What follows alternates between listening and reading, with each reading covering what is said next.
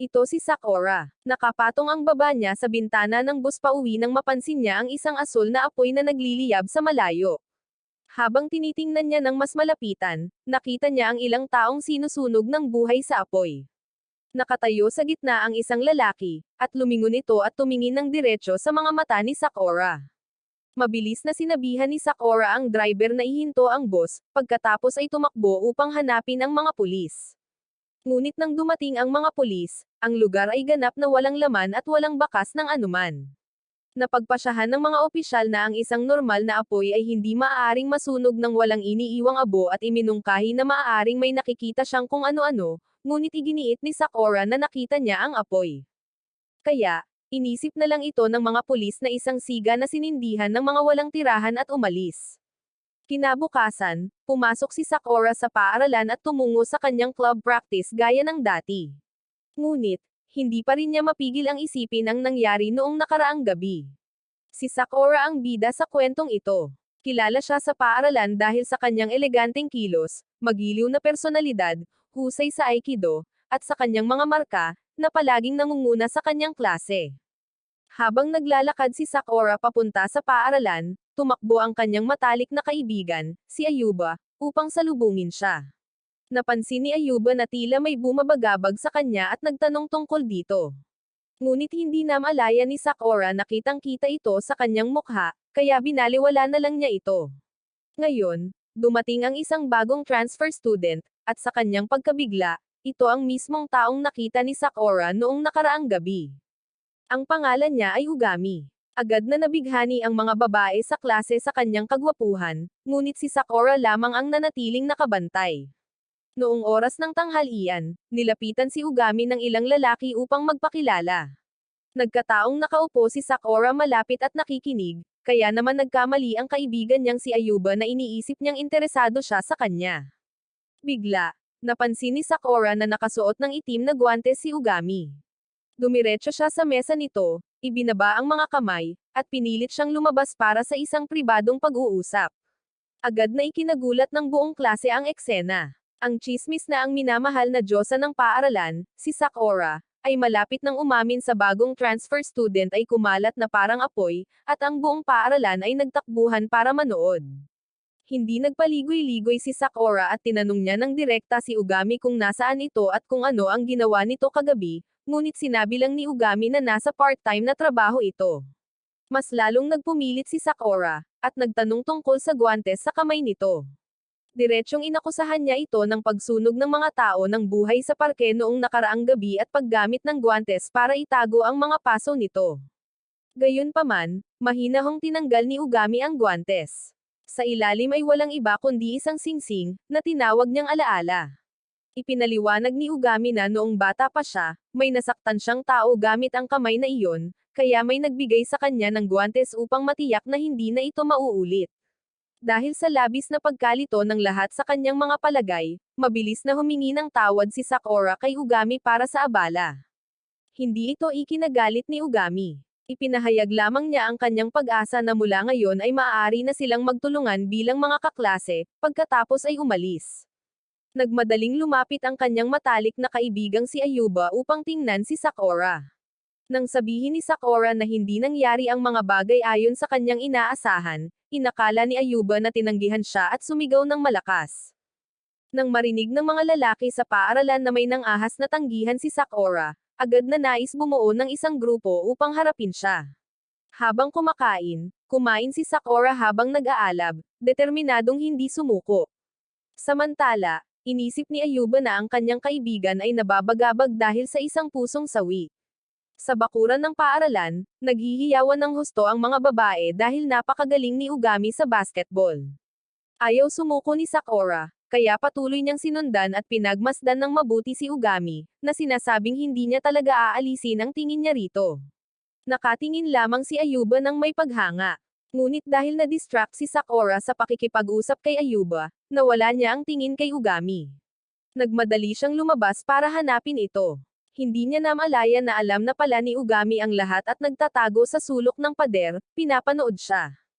Nang hapong iyon, bumalik si Sakura sa lugar kung saan niya nasaksihan ang sunog noong nakaraang gabi, dahil sa paniniwalang madalas bumabalik ang mga kriminal sa pinangyarihan ng kanilang mga krimen.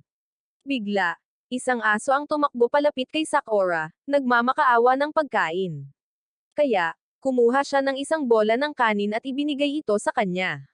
Dinampot ng aso ang bola ng kanin at tumakbo palayo sa takot. Nangyari nga, dumating din si Ugami sa parehong lugar. Medyo nagulat si Ugami nang makitang ang malamig at mahinahong si Sakura mula sa paaralan ay napakabait at matamis habang naglalaro kasama ang isang aso sa parke. Pagkatapos ay lumapit si Ugami at tinawag ang takot na aso na nagtatago sa likod ng isang puno at hindi makapaniwala si Sakura. Ang aso, na karaniwang takot sa mga estranghero, ay ngayon ay kumakaway na ng buntot at masayang nakikipaglaro kay Ugami. Nang makita ito, naisip ni Sakura na marahil ay hindi naman pala masamang tao si Ugami. Mausisang tinanong ni Ugami ang pangalan ng aso, ngunit wala itong pangalan. Ipinaliwanag ni Sakura na ang aso ay pagmamayari ng isang matandang palaboy na pinaslang ng isang gang na nagngangalang G. Falcon. Nakuha nila ang pangalan dahil ang bawat miyembro ay may tato na falcon sa kanilang katawan. Ayon sa sinabi ng ama ni Sakura sa kanya, walang sino man ang maaaring magparusa sa G. Falcon dahil kahit anong krimen ang kanilang gawin, lahat ng ebidensya ay palaging nabubura. Biglang tinanong ni Ugami si Sakura kung gusto ba niyang siya ang magparusa sa kanila, ngunit tahasan siyang tumanggi.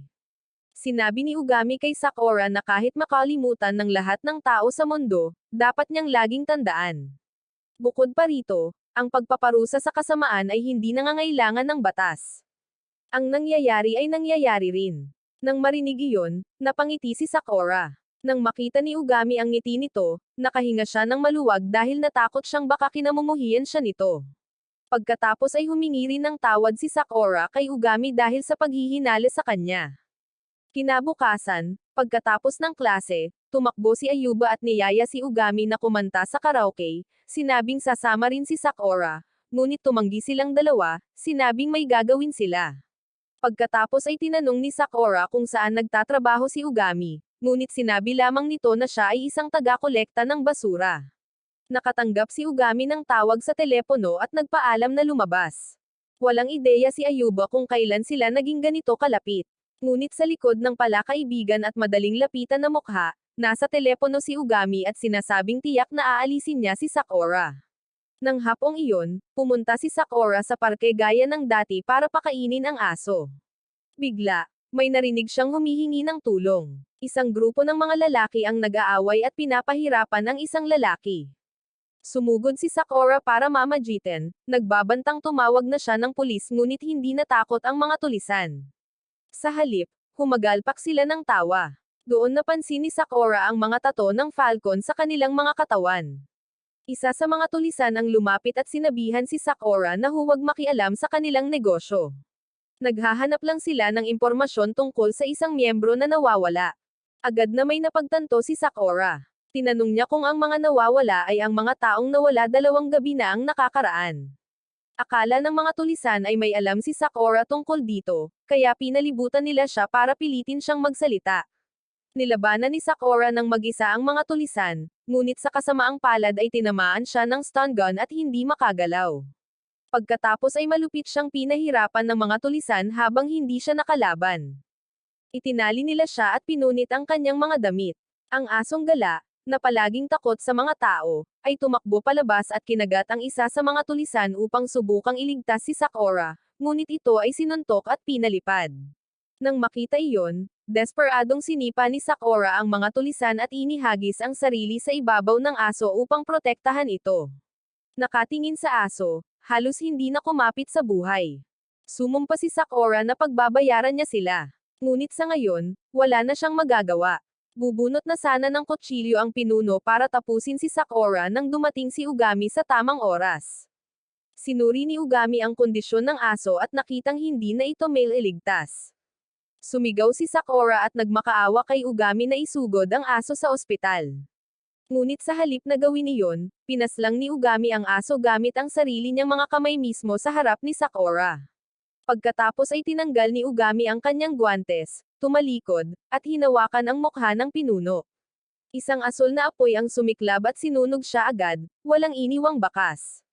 Walang ideya ang mga natitirang tulisan sa nangyayari. Humarap si Ugami sa kanila at tinanong kung gusto ba nilang parusahan ng batas or masawi dito mismo. Sinubukan nilang sugurin siya gamit ang kanilang mga numero, ngunit lahat sila ay nilamon ng asul na apoy. Pagkatapos ay lumapit si Ugami kay Sakura at ipinaalala sa kanya na sinabihan siya nitong dapat silang magkasundo bilang mga kaklase. Mahigpit niyang hinawakan ang mukha ni Sakura at nagsimulang magsabi ng isang orasayon, naghahanda ring sunugin siya ng buhay. Kinabukasan, nagising si Sakura at natagpuan ang sarili sa kanyang sariling silid. Bumalik ang mga alaala ng nakaraang gabi at nagmadali siyang bumaba para tingnan ang mga bagay-bagay. Nang makasalubong ni Sakura ang kanyang ama, agad siyang niyakap nito. Dahil sa labis na pag-aalala sa kanya, ikinuwento sa kanya ng kanyang mga magulang ang lahat. Natagpo ang walang malay si Sakura sa harap ng gate. Natuklasan siya ni Daisuke at ang kanyang katawan ay parang yelo. Yumuko si Sakura at humingi ng tawad sa kanyang mga magulang dahil sa pag-aalala sa kanila. Ngunit bilang mga magulang, ang mahalaga ay ligtas ang kanilang anak na babae. Wala sa kanila ang may ideya kung sino ang nag-iwan kay Sakura sa harap ng gate. Bumalik si Sakura sa parke mula noong nakaraang gabi upang mag-imbestiga at wala siyang nakitang bakas ng apoy. Naalala niya kung paano rin siya tinangka ni Ugami na tapusin. Dala ang tanong kung bakit siya buhay pa, tumungo si Sakura sa paaralan. Nang bumukas ang pinto ng silid-aralan, nakita niya si Ugami na nakaupo doon sa kanyang upuan. Akmang susugurin siya ni Sakura at kokomprontahin siya. Ngunit dumating ang kanyang matalik na kaibigan, si Ayuba, at hinayla siya pabalik sa kanyang upuan. Patuloy na tinitigan ni Sakura si Ugami, na nagpaisip kay Ayuba na gusto ni Sakura si Ugami ng labis kaya hindi niya ito pinapansin. Ikukwento na sana ni Sakura kay Ayuba ang nangyari sa parke kagabi, ngunit pumihil si Ugami. Inilagay niya ang kanyang kamay na may guwantes sa balikat ni Ayuba bilang isang tahimik na banta na nakatutok kay Sakura. Nang makita ito, agad na sumugod si Sakura, itinulak si Ayuba palayo, at pinrotektahan siya. Inakala ng mga babae sa klase na ito ay isang love triangle na pinalala ng selos. Habang iniisip ng mga lalaki na binubuli ni Ugami ang diyosa ng paaralan, ngunit walang pakialam si Ugami. Pinanatili niya ang kanyang ngiti gamit ang malamig at matalas na mga matang iyon, isang babala kay Sakura na huwag sabihin kahit kanino ang tungkol sa kanyang nalalaman. Pumasok ang guro sa silid-aralan, kaya kinailangang tumahimik ang lahat at bumalik sa kanilang mga klase. Mula noon, sinundan ni Ugami si Sakura kahit saan. Nararamdaman niya ang titig nito sa kanya sa lahat ng oras. Dahil ayaw niyang ilagay sa panganib si Ayuba, sinimulan siyang iwasan ni Sakura. Kahit na noong dumating si Ayuba para yayain siyang kumain ng tanghalian, tinalikuran siya ni Sakura. Hindi naintindihan ni Ayuba ang kanyang pagkakaintindi sa pag-aakalang iniiwasan siya ni Sakura dahil kay Ugami, umalis siya sa galit. Galit na galit si Sakura at determinadong ayusin ito ng tuluyan. Lumapit siya at hinampas ang mesa ni Ugami, at hiniling na magkita sila pagkatapos ng klase para sa isang pribadong pag-uusap. Narinig ito ng kanilang mga kaklase at inakala nilang niyayaya ng diyosa si Ugami na makipag-date pagkatapos ng klase. Pumunta si Sakura kay Ayuba at nangakong ipapaliwanag niya ang lahat kapag natapos na ang lahat. Nang marinig ito ni Ayuba ay nag-cheer siya sa kanyang kaibigan. Samantala, sa isang shopping mall, isang binata na may pulang buhok ang naglalaro ng claw machine. Napakahusay niya kaya ang tambak ng mga plush toy na napanalunan niya ay nakasalansan sa sahig. Pagkatapos ay umalis siya nang hindi kinuha ang alinman sa mga plushie ng Nyamanaro, sinabihan ang mga staff na maaari nilang itago ang mga ito dahil nailigtas na niya ang bawat isang Nyamanaro. Pagkatapos ay naglakad siya sa isang eskinita kung saan niya natagpuan ang isang higanteng plushie ng Pasang Nyamanaro. Agad siyang lumapit at niyakap ito. Pagkatapos ay binigyan siya ng pusa ng isang larawan at sinabing ito ay isang bagong misyon, Code Breaker Code 0310 Puyoki. Pabalik kay Sakura, hinayla niya si Ugami sa isang mataong lugar para siguraduhing hindi ito susubok ng kahit ano. Tinanong ni Sakura si Ugami, tinanong kung ginamit ba niya ang mga asul na apoy para puksain ang grupong G-Falcon. Matapat na sumagot si Ugami at sinabing hindi niya ito itinatago. Sinabi ni Ugami na part-time lang niya ito. Ang paglilinis sa mga walang kwentang basura na walang naiaambag sa lipunan ay hindi naman mali. Gayunpaman, hindi kailanman inangkin ni Ugami na nasa panig siya ng hustisya. Inamin niya ng hayagan na siya ay masama. Hinimok ni Sakura si Ugami na sumuko sa pulis upang pagbayaran ang kanyang nagawa. Agad nitong ikinatawa si Ugami at tinanong ni Sakura kung naiintindihan ba niya ang bigat ng kanyang ginawa. Nakapaslang na siya ng tao at natatawa pa rin siya ng ganito. Tinanong ni Ugami kung mayroon pa bang iba dahil aalis na siya. Naisip ni Sakura kung paano niya nagagawa ang mga bagay na iyon nang walang nararamdaman. Galit na sinigaw ni Sakura ang pangalan ni Ugami, na ikinagulat ng isang batang dumaan at ikinaiyak ng bata. Yumuko si Sakura upang aliwin ang bata, ngunit hindi tumigil ang pag-iyak. Yumuko si Ugami, pinulot ang isang pulseres na nahulog ng bata, at ibinalik ito. Agad nang ngumiti ang bata at mula sa anggulong iyon, tila mabait talaga siyang tao. Gayunpaman, iginiit ni Sakura na walang karapatang pumaslang si Ugami ng sinuman at hinimok itong sumuko at hayaan ang batas na magdesisyon. Sumagot si Ugami na hindi siya tao. Ang batas ay umiiral lamang upang hatulan ang mga tao, kaya wala itong magagawa sa kanya. Pinagbantaan ni Ugami si Sakura, na sinasabing kahit sunugin niya ito ng buhay dito mismo, hindi siya kailanman magagalaw ng batas. Dahil doon, lumingon si Ugami at mahigpit na hinawakan ang mukha ni Sakura. Susunugan na sana niya itong muli para tapusin ang huling saksi. Hindi maintindihan ni Sakura kung bakit niya ito gagawin sa isang mataong lugar. Sa takot, inihagis ni Sakura ang kanyang bag at inilayo ang kamay ni Ugami sa kanyang mukha bago pa man siya maabutin ng apoy. Agad na sumiklab ang bag at naging isang mabangis na asul na apoy, na nagpagulo sa mga naroon. Dahil sa takot, sinubukan ni Sakura na tumakbo, ngunit hinawakan ni Ugami ang kanyang kamay. Susunugan na sana niya itong muli. Sumigaw si Sakura, ngunit walang nangyari at isa lamang pala itong prank. Paulit-ulit na kinurot ni Ugami ang mga pisngi ni Sakura. Buong araw niya itong pinagmamasdan at ngayon ay nakumpirma na niya na isa itong bihirang uri ng halimaw. Hindi maintindihan ni Sakura kung bakit ginugol ni Ugami, na pumaslang ng napakaraming tao noong nakaraang gabi, ang buong araw na pinagmamasdan siya at hindi pa rin kumikilos. Ipinaliwanag ni Ugami na nilipol niya ang G-Falcon dahil sila ay mga mababang uri ng basura na nananakot sa mga walang tirahan at nagpahirap pa sa isang aso. Si Ugami ay isang demonyo na humahatol sa mga halimaw na hindi kayang hawakan ng batas. Isa siyang bagay na hindi umiiral, isang Coder-Aker. Lumapit si Ugami at tinanong si Sakura na maging tapat kung mayroon pa siyang ibang gustong tapusin. Isang alaala mula sa kanyang pagkabata ang kumislap sa kanyang mga mata. Kahit sino pa sila, wala siyang karapatang pumaslang ng kahit sino na tulad niya. Pagkatapos ay ipinahayag ni Sakura na maaaring patuloy siyang sundan ni Ugami kung gusto niya, ngunit susundan din siya nito kahit saan para matiyak na hindi na siya muling papaslang at tumawa si Ugami. Pumayag siya sa kaayusang ito, ngunit ipinaalala niya sa kanya kung sakaling may masabi si Sakura tungkol sa kanya, hindi niya ito basta-basta tatapusin. Tatapusin niya ang lahat ng pagsasabihin nito at lahat ng malapit sa kanila. Dahil doon, binasag ni Ugami ang bawat salamin sa gusali sa likuran nila. Lumipad ang mga piraso ng salamin kahit saan habang binibigkas niya ang kanyang huling babala. Susunugan niya ang sinuman, kahit saan, anumang oras, nang walang exception. Nang gabing iyon, bumalik si Sakura sa kanyang silid at bumagsak sa kanyang kama, mahigpit na nakahawak sa kanyang unan, paulit-ulit na binabalikan ang lahat ng nangyari. Hindi niya maintindihan kung ano ang gustong sabihin ng mga mata ni Ugami. Nakatanggap si Ugami ng tawag sa telepono at tinanong ng boses sa kabilang linya kung kumusta na si Sakura. Sinabi ni Ugami na hindi na niya ito itutuloy dahil si Sakura ay isang bihirang uri. Isa siya sa mga hindi maaaring masunog, kahit sa pamamagitan ng kanyang mga apoy. Sa kabilang panig ng ilog, si Yoki ay tumatanggap ng mga utos na tapusin ang isang lalaking may maitim na buhok nang biglang magpakita ang isa pang lalaki, ginulo si Yoki, at dinala ang target sa ibang lugar. Kung tungkol kay Sakura, marami pa rin siyang mga tanong na hindi nasasagot tungkol sa lahat ng ito. Ngunit isang bagay ang alam niyang tiyak, ang ginagawa ni Ugami ay talagang mali.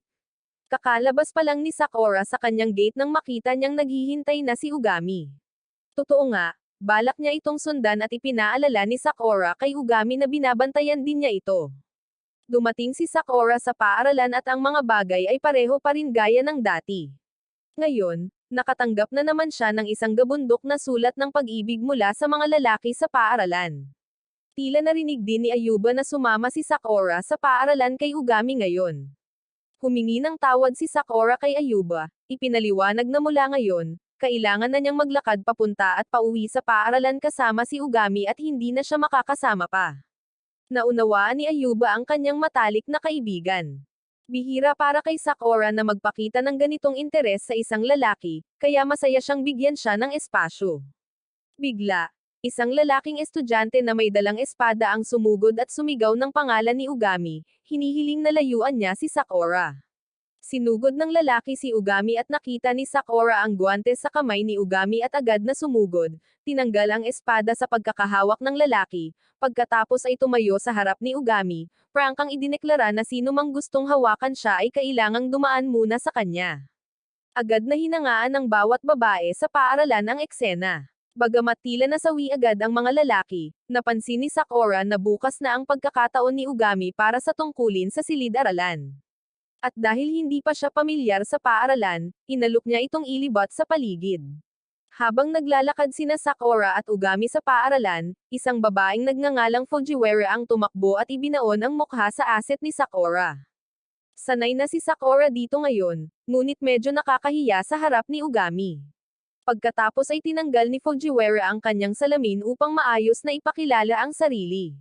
Nakita ni Ugami ang mga heterochromatic na mata ni Fujiwara, at ang kanyang kamay ay agad na lumabas at idiniin ang mukha nito. Mabilis na napagtanto ni Ugami na walang galang siya, kaya tinapik niya ang ulo nito at humingi ng tawad sa pagkakamali sa kanya bilang ibang tao at naglakad palayo. Sa isang kafe, isang lalaking may parehong kulay ng buhok at kulay ng mata ni Fujiwara ang nakatanggap ng tawag sa telepono. May sinabi ang boses sa kabilang linya at tumanggo siya, na nagsasabing hindi naman masama ang plano. Nakatanggap ng tawag si Ugami at sabi ng boses sa kabilang linya, handa na ang plano ngayong gabi at nasa kulungan na ang susi. Ibinaba ni Ugami ang telepono, pagkatapos ay lumingon para tanungin si Sakura kung ano ang gusto niyang gawin. Dali-daling lumapit si Sakura at binalaan ito na huwag nang gumawa muli ng anumang kakilakilabot. Napansin niya ang basket sa tabi niya at inilabas ni Ugami ang isang tuta mula sa loob. Ito ang supling ng aso na pinaslang noong isang araw. Tiningnan ni Sakura ang mukha nito at bumalik ang alaala ng pinaslang na aso. Napaluha siya, sinisisi ang sarili sa pagiging masyadong mahina para protektahan ang ina nito. Mahigpit na niyakap ni Sakura ang tuta. Pagkatapos noon, patuloy na sumunod si Sakura sa likuran ni Ugami. Binalaan ni Ugami si Sakura na kung patuloy niya itong susundan, hindi na siya makakabalik sa kanyang mapayapang mundo. Ngunit walang pakialam si Sakura dahil ang kanyang mundo ay hindi kailanman naging mapayapa sa simula pa lang. Sinundan ni Sakura si Ugami sa isang apartment building. Inakala pa nga niya na bahay niya iyon dahil walang kahirap-hirap niyang nabuksan ang pinto. Nang bumukas ang pinto, agad na humakbang si Ugami at pinabagsak ang lalaking nakatayo sa pasukan. Pumasok sila sa loob at nakita ang isang grupo ng mga tulisan na nasa gitna ng isang uri ng kasunduan. Nakita rin ni Sakura ang mga pulis doon at natawa siya sa pag-aakalang hindi na kailangang makialam pa si Ugami, ngunit malamig na sumagot si Ugami na mga kriminal din ang mga opisyal na iyon. Ang walang pakialam na ugali ni Ugami ay ikinagalit ng mga tulisan. Tumayo ang amo at tinanong kung saang grupo kabilang si Ugami. Nang marinig niyang estudyante pa lamang ang lalaki, pinuri niya si Ugami dahil sa katapangan nito. Lumabas na sila pala ang mga taong nakikipagnegosyo sa grupo ng G Falcon. Gusto ng amo na i-recruit si Ugami dahil kulang sila sa tauhan matapos malipol ang G Falcon. Ang trabahong gusto nilang gawin ni Ugami ay ang pagbebenta ng mga bote na ito. May pinabagsak siyang isang lalaking halos walang malay na kinaladkad bilang halimbawa. Isang taong dating nagtatrabaho para sa kanila ngunit ngayon ay wala ng silbi dahil sa pagiging talunan, at ngayon ay gusto niyang pumalit si Ugami. Nabili na ang mga pulis dito, kaya hindi na kailangang mag-alala tungkol sa pagkaaresto. Itinaas ng isa sa mga tiwaling opisyal ang kanyang baril at tinutok kay Sakura para tapusin ang saksi, pero agad na sumiklab ang apoy sa kamay ni Ugami. Walang saysay ang pangangatwiran sa mga taong tulad nito. Tanging puwersa lamang ang makapagpapataw sa kanila ng hustisya. Dahil doon, humakbang si Ugami at sinunog ang amo. Ang iba pang sumugod sa kanya ay naranasan ang parehong kapalaran. Nasunog sila hanggang sa wala, kahit ang mga bala mula sa baril ay tuluyang natupok ng apoy at bawat tulisan sa silid ay naparalisa sa takot. Tinawag nilang halimaw si Ugami. Nag-iisang nilabanan ni Ugami ang buong tropa, sinunog silang lahat sa harap ni Sakura at ng maliit na tuta. Nakita ng tuta ang pagdurugo ng kamay ni Ugami at tumakbo ito para dilaan. Nasaksihan ni Sakura ang lahat at lumapit upang tanungin kung talagang kailangan silang tapusin lahat. Sumagot si Ugami na kung hindi niya sila wawakasan, patuloy na dadami ang mga biktima. Bukod pa rito, ang mga salita ni Sakura ay hindi kailanman makakarating sa basurang tulad nila at tanging puwersa lamang ang makakapagparinag sa kanila. Bigla, napansin ni Sakura ang isang pinto na bahagyang nakabukas. Sa loob, isang babae ang nakasubsob sa dingding. Sumugod si Sakura upang tingnan siya at humagulgol ang babae. Hindi na siya makauwi at nawasak na ang kanyang buhay at mga adik ang kanyang mga magulang. Ayaw na niyang mabuhay pa. Nang marinig ni Ugami na gusto na niyang masawi, lumapit siya at hinawakan siya sa leeg. Hindi niya binitawan hanggang sa nagmakaawa siya para sa kanyang buhay, sumuko sa sakit at naghahangad ng kasawian. Ang mga kaisipang iyon mismo ang dahilan ng pagkabulok ng isang tao mula sa loob at dapat tumayo ang mga tao sa sarili nilang mga paa. Sinabi ni Ugami sa babae na kung gusto pa rin niyang masawi, dapat niya itong hanapin at tatapusin niya ito. Pagkatapos ay lumayo ito at hindi maisip ni Sakura kung gaano kalupit ang binata na ito. Hinabol niya ito at niyakap. Gusto niyang makipag-usap sa kanya para maabot ang puso nito, ngunit nagpairita si Sakura kay Ugami. Binigyan niya ito ng isang malakas na suntok na nagpatambo sa kanya. Nang maayos na ang lahat, tumawag si Ugami ng isang tao para linisin ang lugar at iuwi si Sakura. Pagkatapos ay bumaba si Ugami sa isang kotse na nakaparada sa harap ng gusali. Alam ni Ugami na ang lalaki sa loob ay si Police Chief Takuta. Ipinaalam niya sa hepe na lahat ng kanyang mga nasasakupan ay naalis na at hiniling na ibunyag niya ang lokasyon ni Hitomi.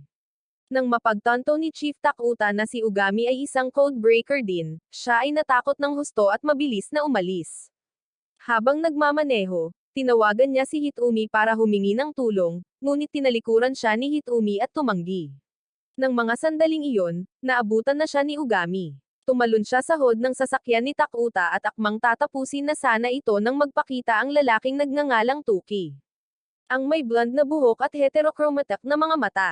Nagpalabas si Tuki ng bug zone ng hangin na nagpaikot sa sasakyan pagkatapos ay pinasabog ito kasama ang hepe ng pulisya na si Takuta sa loob. Sa paningin ni Tuki, si Ugami ay palaging isang tantungan lamang. Sa loob ng Eden, ang namamahalang lupon ng Codebreaker. Ang mga Codebreaker ay mga individual na may pambihirang kakayahan na pinagkalooban ng pangunahing prioridad na awtoridad upang puksain ang kasamaan gamit ang kanilang mga kapangyarihan.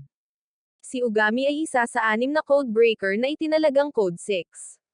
Sa paglipas ng panahon, napatunayan ni Ugami ang kanyang lakas at ngayon ay kapantay na ng iba pang 5. Ang kanyang kasalukuyang misyon ay puksain ang politikong si Todashi. Tinanong ni Ugami kung ano ang kinalaman nito kay Hitomi. Ngunit mayabang siyang pinaalis ng mga miyembro ng lupon, sinasabing tungkulin ng isang nasasakupan ang pag-alam nito. Dahil sawang-sawa na sa mapagmataas na ugali ng lupon, sumugod si Ugami, hinawakan ang kanilang mga mukha, at sinunog sila. Ipinahayag niya na hindi siya sakop ni Newman at isa lamang siyang part-time na empleyado. Nagising si Sakura at natagpuan ang sarili na nakaluhod sa harap ng kanyang bahay kasama ang tuta sa tabi niya. Ang kanyang mga magulang, na natagpuan siyang nawalan ng malay sa gate ng 2 beses, ay lalong nag-aalala at nais niyang ipaliwanag niya ang lahat. Ngunit hindi masabi ni Sakura sa kanila. Kung sasabihin niya, manganganib ang kanilang buhay. Maaari lamang siyang gumawa ng kwento tungkol sa pagsali sa outdoor club at pagsasanay araw-araw upang matutong matulog sa labas. Ang katawa-tawang dahilan na ito ay malinaw na hindi kayang lokohin ang kanyang mga magulang, ngunit nagkunwari silang naniniwala sa kanya. Alam ng kanyang ina na nagsisinungaling lamang si Sakura kapag tumutulong siya sa iba at nagtitiwala siya sa kanyang anak na babae. Lumabas si Sakura ng gate at nakasalubong si Tuki. Nagpakilala si Tuki at sinabing sasamahan niya itong maglakad papunta sa paaralan sa lugar ni Ugami. Ipinaliwanag niya na pinarusahan si Ugami kahapon at hindi makakapunta ngayon. Buong kumpiyansa ring ipinakilala ni Tuki ang kanyang sarili bilang isang Codebreaker Code 4. Si Ugami ang huli sa rank Code 6, kaya si Tuki ang nag-ayos ng kanyang mga kalat. Tinanong ni Sakura kung nasaan na ngayon si Ugami. Nahulaan ni Tuki na malamang ay umiiyak ito sa isang sulok matapos mapag-alitan ng kanyang mga nakatataas. Inisip ni Sakura na namumugto ang mga mata ni Ugami at hindi niya napigil ang tumawa. Pagkatapos ay tinanong niya si Tuki tungkol sa relasyon nito kay Ugami. Sinabi ni Tuki na magkaibigan sila at mas bukas ang loob ni Sakura kay Tuki kaysa kay Ugami, kaya gusto niyang magtanong tungkol kay Ugami at humanap ng paraan para pigilan ito sa pagpaslang.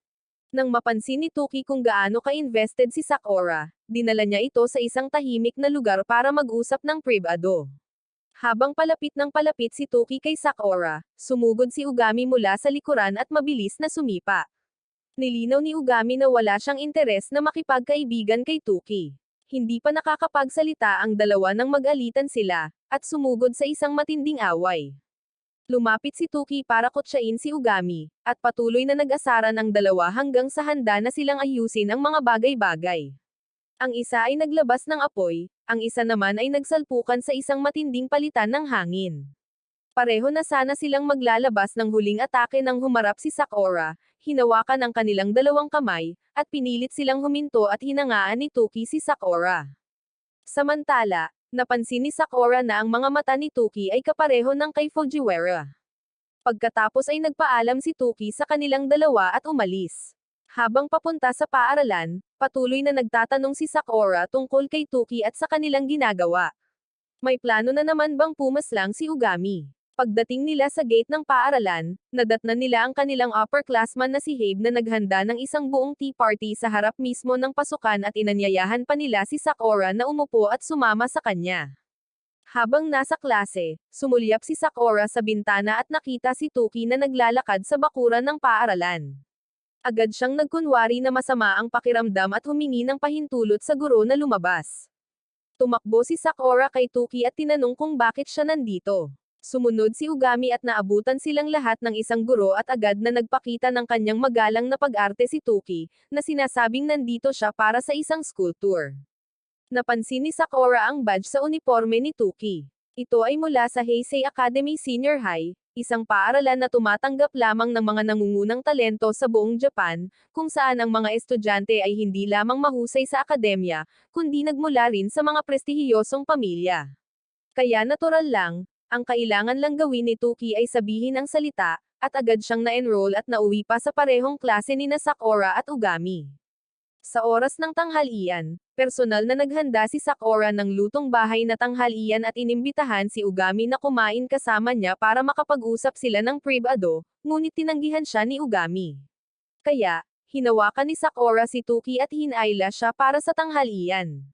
Sinubukan ni Tuki na tumanggi, ngunit hindi tinanggap ni Sakura ang hindi bilang sagot. Saan man magpunta si Tuki, hindi maalis ng mga babae ang kanilang mga mata sa kanya. Gustong malaman ni Sakura kung may paraan para mapigilan si Ugami sa pagpaslang. Ipinaliwanag ni Tuki na ang bawat codebreaker ay may kanya-kanyang personal na layunin. Hindi sila mag-aatubiling gawin ang anumang maruming gawain na kinakailangan upang makamit ito. Ang kanilang layunin ay maaaring isang bagay tulad ng pagprotekta sa isang taong pinapahalagahan nila. Pagkatapos sabihin niyon, casual na inabot ni Tuki ang paligid at hinawakan si Sakura mula sa likuran. Agad niya itong sinipa ng patihaya. Nagreklamo si Tuki, nagtataka kung bakit ayos lang kung ang kanyang kapatid ang gumagawa nito, ngunit hindi siya. Kaya, talagang kamag-anak niya si Fujiwara. Si Ugami, na dati ay tumanggi sa imbitasyon ni Sakura, ay dumating din ngayon. Pumunta siya para siguraduhing hindi niloloko ni Tuki si Sakura. Pumunta ang buong grupo sa rooftop kung saan nakapaghanda na si Habe ng isa pang tea party at mula sa kung saan, nagpakita si Fujiwara at sumubsob sa asset ni Sakura. Nang makita ito, tahimik na umalis si Tuki. Sinabi ni Sakura kay Fujiwara na pumasok sa paaralan ang kanyang nakababatang kapatid ngayon, ngunit nang lumingon siya, nawala na si Tuki. Mukhang nalilito si Fujiwara dahil wala siyang kapatid. Nang gabing iyon, sinunod ni Sakura ang kanyang karaniwang gawain na sumunod kay Ugami. Nalaman niya ang isa pang katotohanan tungkol sa mga codebreaker. Hindi sila umiiral sa mundong ito at ang kanilang pag-iral ay tuluyang nabura. Walang nakakaalala sa kanila, kahit ang kanilang sariling mga pamilya. Malamang na iyon ang dahilan kung bakit sinabi ni Fujiwara na wala siyang kapatid. Pagkatapos maglakad ng ilang sandali, nakasalubong nila si Tuki. Sinubukan ni Tuki na itanggi na sinabi niyang kapatid siya ni Fujiwara kanina, ngunit alam na ni Sakura ang katotohanan, kasama na ang katotohanan na si Tuki ay naging isang codebreaker upang protektahan ang kanyang kapatid. Nasaksihan ni Sakura ang kakayahan ni Tuki na kontrolin mismo ang mga magnetic field. Walang kahirap-hirap niyang binuksan ang isang bakal na gate. Pagkatapos ay sabay na pumasok sina Ugami at Tuki. Ito ay isang pasilidad ng gobyerno na ginagamit upang magsaliksik ng mga supernatural na kakayahan. Nagpaputok ang mga gwardya nang makita nila sina Ugami at Tuki, ngunit ang bawat bala ay natigil sa ere. Kaya pa nga ni Tuki na i-freeze ang mga bala sa kanilang lugar at ibalik ang mga ito sa mga nagpaputok. Nakita ito ni Sakura at sumugod upang subukang pigilan sila. Bigla, isang buhawi ang sumiklab, na nagpalamig sa lahat ng tao sa lugar. Nagpakita ang dalawang individual na may mga espesyal na kakayahan, bawat isa ay may mga cable na nakakabit sa kanilang mga leeg. Ang dalawang estranghero na may mga espesyal na kakayahan ay lumikha ng isang buhawi na pumalibot kay Sakura at sa dalawa pa, ngunit madaling tinangay ito ni Ugami at Tuki. Ang dalawa ay kumikilos pa rin ng matapang, handang sumugod para sa isa pang pag-atake. Bigla, ang mga tubo na nakakabit sa kanilang mga leeg ay tumigil sa pagbibigay ng anumang sangkap na kanilang natatanggap. Nabalutan ng takot ang kanilang mga mukha, at sila ay tumakas. Sa loob ng laboratorio, ang mga bata ay nakahiga sa mga kama na may mga cable na tumatakbo mula sa kanilang mga ulo patungo sa iba't ibang mga makina. Isang lalaking nagngangalang Tabata ang nag-iinspeksyon sa sitwasyon nang makatanggap siya ng balita na ang mga codebreaker ay pumasok sa pasilidad. Wala siyang ipinakitang pag-aalala, kahit na sila ay mga demonyo, walang sino man ang pinapayagang makialam sa kanyang trabaho. Sa daan, nalaman ni Sakura na ang codebreaker ay talagang isang organisasyon na nagpapatakbo sa ilalim ng gobyerno. Sina Ugami at Tuki ay sumusunod lamang sa mga utos ng punong ministro. Kaya naman ang mga kriminal, maging sila ay mga politiko o mga opisyal ng espesyal na operasyon, ay hindi kailanman makakatakas sa mga codebreaker. Pagpasok nila sa laboratorio, nadatnan nila itong puno ng mga batang may espesyal na kakayahan na tinipon mula sa buong Japan para gamitin bilang mga subject sa pagsubok. Mukhang walang ibang tao sa paligid, kaya nagpatuloy ang grupo. Nagtaka si Ugami kung bakit biglang nawala ng enerhiya ang dalawang iyon kanina. Nahulaan ni Tuki na malamang nasanhi ito ng pagkawala ng lakas. Biglang naamoy ng tuta ang amoy at mabilis na bumaba ng hagdan. Inakay ng aso ang grupo sa isang silid ng pananaliksik na parang ospital na puno ng mga instrumento sa pag-opera at gunting na may dugong nakatatak pa rin kahit saan. Biglang bumukas ang mga ilaw, matagal nang naghihintay doon si Tabata at ang kanyang nasasakupan. Pagkatapos ay ginamit ni Toki ang kanyang magnetic field upang buksan ang isang pader, na nagpapakita ng mga taong lumulutang sa loob ng mga test tube na tinanggal ang lahat ng kanilang mga organo. Lumalabas na dinudukot nila ang mga tao at ilegal na ipinagbibili ang mga organo, kaya naman nagpadala ang Eden ng mga ahente sa lokasyong ito. Muling nagpakita ang dalawang estranghero na may espesyal na kakayahan. Inaangkin nilang inililigtas nila ang mga batang iyon. Ang mga batang may mahinang kakayahan ay walang silbi at hindi kailangan, kaya mas mabuting kunin ang kanilang mga organo para sa mas malaking layunin. Tinanong ni Ugami ang dalawa kung mayroon ba silang gamit. Kung hindi, wala rin siyang pangangailangan para sa mga ito. Dahil doon, sumiklab ang mga asul na apoy sa kamay ni Ugami habang naghahanda siyang sunugin sila ng buhay. Isa sa kanila ang humingi ng tubig upang subukang tanggayan si Ugami, ngunit kumpara sa isang codebreaker, ang kanilang kapangyarihan ay lubhang mahina. Pagkatapos ay hinawakan ni Toki si Sakura at tumakbo palabas upang harapin ang isa sa kanila, iniwan ang isa para kay Ugami. Napansin ni Sakura na ang bagay na nakatali sa kanilang likod ay mukhang kainahinala. Walang dahilan para sa isang tao na magdala ng isang bagay na mabigat sa lahat ng oras. Napagtanto rin ni Tuki ang parehong bagay at binasag ang isang metal na tubo, na naglunsad ng mga piraso sa lalagyan sa likod ng kalaban. Ang lalaki ay labis na mayabang, ipinagmamalaki na ang kanyang lalagyan ay gawa sa carbon fiber at hindi maaaring masira ng mga naturang pag-atake. Kaya, binago ni Tuki ang mga taktika. Ginamit niya ang kanyang kapangyarihan upang sirain ang lalagyan mula mismo sa likod ng lalaki. Sa loob ay isang bata. Sumugod si Sakura upang tingnan ang kalagayan ng bata. Paulit-ulit na bumubulong ang bata. Nagmamakaawa sa kanila na tapusin ang lalaking iyon dahil pinaslang nila ang kanyang kapatid. Sa panig ni Ugami, inihagis din ng kanyang kalaban ang kanyang lalagyan sa galit. Sa loob ay isang batang babae na ang kapatid na babae ay pinaslang din nila. Nang masaksihan ng batang lalaki ang pagpaslang ni Tuki sa kanyang bumihag, bumulong siya ng pasasalamat at sa wakas ay hinayaan ang sarili na mawalan ng malay upang magpahinga. Ginamit ni Ugami ang kanyang apoy upang sunugin ang natitirang isa. Nang makita iyon ng batang babae, tiningnan niya si Ugami ng may matinding pasasalamat bago nawalan din ng malay. Sinubukan ni Tabata na tumakas ngunit natisod sa nakaunat na paa ni Tuki at bumagsak sa lupa. Lumapit si Ugami upang tapusin siya. Sinubukan ni Sakura na pigilan si Ugami, ngunit pinigilan siya ni Tuki. Ang mga bayani ay tinatawag na mga bayani dahil pinapaslang nila ang kasamaan sa ngalan ng hustisya. Bukod pa riyan, hindi kailanman maaabot ni Ugami ang mga salita ni Sakura. May sasabihin sana si Sakura ngunit nang maalala niya kung paano nagpasalamat ang dalawang bata kina Tuki at Ugami, pinigilan niya ang sarili. Muntik nang gawing abo ni Ugami si Tabata nang sa mismong sandaling iyon ay nagpakita ang anak ni Tabata na si Cheska. Nang malaman ni Cheska na si Ugami ay isang bayani, tiningnan niya ito ng may lubos na paghanga. Lumabas na ang lahat ng ginawa ni Tabata ay ang maghanap ng mga kapalit na organo para sa kanyang anak. Ngunit kahit na ganoon, walang karapatang tumapos ng buhay ng mga inosenteng bata. Galit na sabi ni Tabata, ikinatwiran niya na sina Ugami at Tuki ay pumapaslang din ng mga tao gamit ang kanilang mga espesyal na kakayahan. Ang mga batang iyon ay lalaki upang maging mga asong mangangaso lamang na umiiral para pumaslang.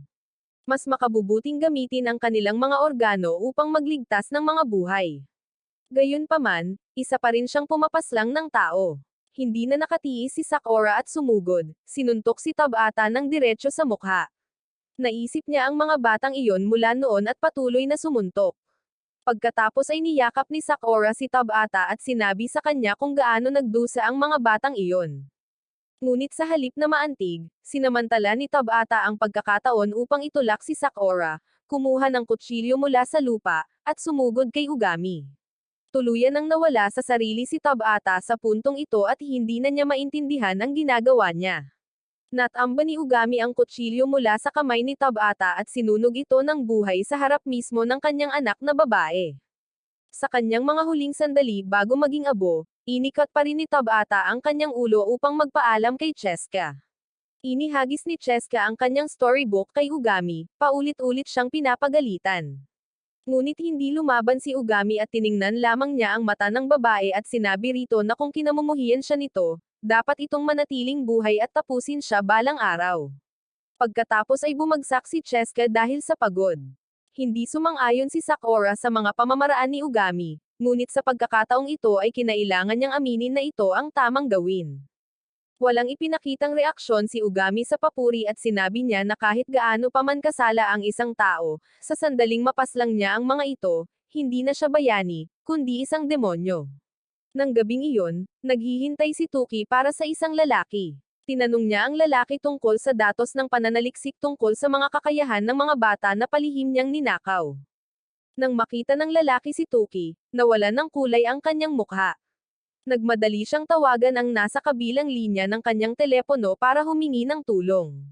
Ngunit pinagtaksilan siya ng nasa kabilang linya, kahit na kontrolado pa siya para itutok ang baril sa kanyang ulo at kalabitin ang gatilyo. Kinuha ni Toki ang telepono at iniulat na matagumpay na nagpaslang ng sarili si Suno, at tinatanong kung kagagawan niya ito. Ang boses sa kabilang linya ay kay Hitomi Codebreaker Code 1. Ang mga bata mula sa pasilidad ng pananaliksik ni Tabata ay inilipat sa ika-4 na institusyon ng pananaliksik ng isang espesyal na task force. Iniulat ng media ang insidente bilang sunog sa ari-arian ni Congressman Tabata na ang dahilan ay dahil sa pagyoyosi niya sa kama. Nang marinig ng punong ministro na dumating si Tuki, agad niyang inihanda ang mesa ng tsaa at naghanda ng mainit na pagbati. Ang punong ministro ang ama ni Tuki at Fujiwara. Tinanong ni Tuki ang punong ministro tungkol sa mga baluktot na proyekto sa pananaliksik sa mga espesyal na kakayahan sa ilalim ng kanyang pangangasiwa. Pumalit ang punong ministro sa papel ng isang huwarang ama. Sinabi niya na gusto lang niyang pagaanan ang pasanin sa mga balikat ng mga codebreaker. Humingi siya ng tawad kay Tuki sa pagpapahirap sa kanya. Hinayaan lang ito ni Toki at sinabi niya na siya ay isang codebreaker, hindi anak ng lalaki. Isa siyang ahente ng gobyerno na nag-alis ng mga kalokohan kapalit ng kaligtasan ng kanyang kapatid na babae. Dahil doon, tumalikod si Tuki at naglakad palayo, habang bumubulong ng malalim na ang lalaki ay isang duwag. Sina Sakura at Ugami ay hindi na mapaghihiwalay, laging magkasama na parang anino at may-ari nito. Nabasa ni Sakura ang isang artikulo sa pahayagan tungkol sa sunog sa Tabata Estate at napagtanto na ganito pala tinatakpan ng gobyerno ang mga bagay-bagay. Bigla, may narinig silang paparating na motorsiklo mula sa malayo at tila kakilala iyon ni Ugami. Nang makita niya si Sakura, sinabihan siya ng babae na tumabi dahil may pribadong bagay siyang pag-uusapan kay Ugami. Ipinaalam ni Rui kay Ugami na hindi natuwa ang Eden dahil inilagay niya sa panganib si Sakura sa pamamagitan ng pagdadala sa kanya sa ari-arian ni Tabata. Inutusan na ngayon ng Eden si Ugami na protektahan si Sakura. Alam ni Rui na ayaw ni Ugami sa Eden. Kahit siya ay hindi gusto sa kanila, ngunit nagtatrabaho sila sa ilalim ng Eden, kaya wala silang pagpipilian. Iimbestigahan din ni Rui kung bakit nagtalaga ang Eden ng isang buong codebreaker para lamang maging bodyguard ni Sakura. Bago umalis, ipinaalala ni Rui kay Ugami na huwag masyadong magsikap dahil mahuhulog siya sa estado ng pagkawala ng kapangyarihan. Gamaan ang loob ni Sakura nang makita na may mga kaibigan si Ugami at tunay silang nagmamalasakit sa kanya.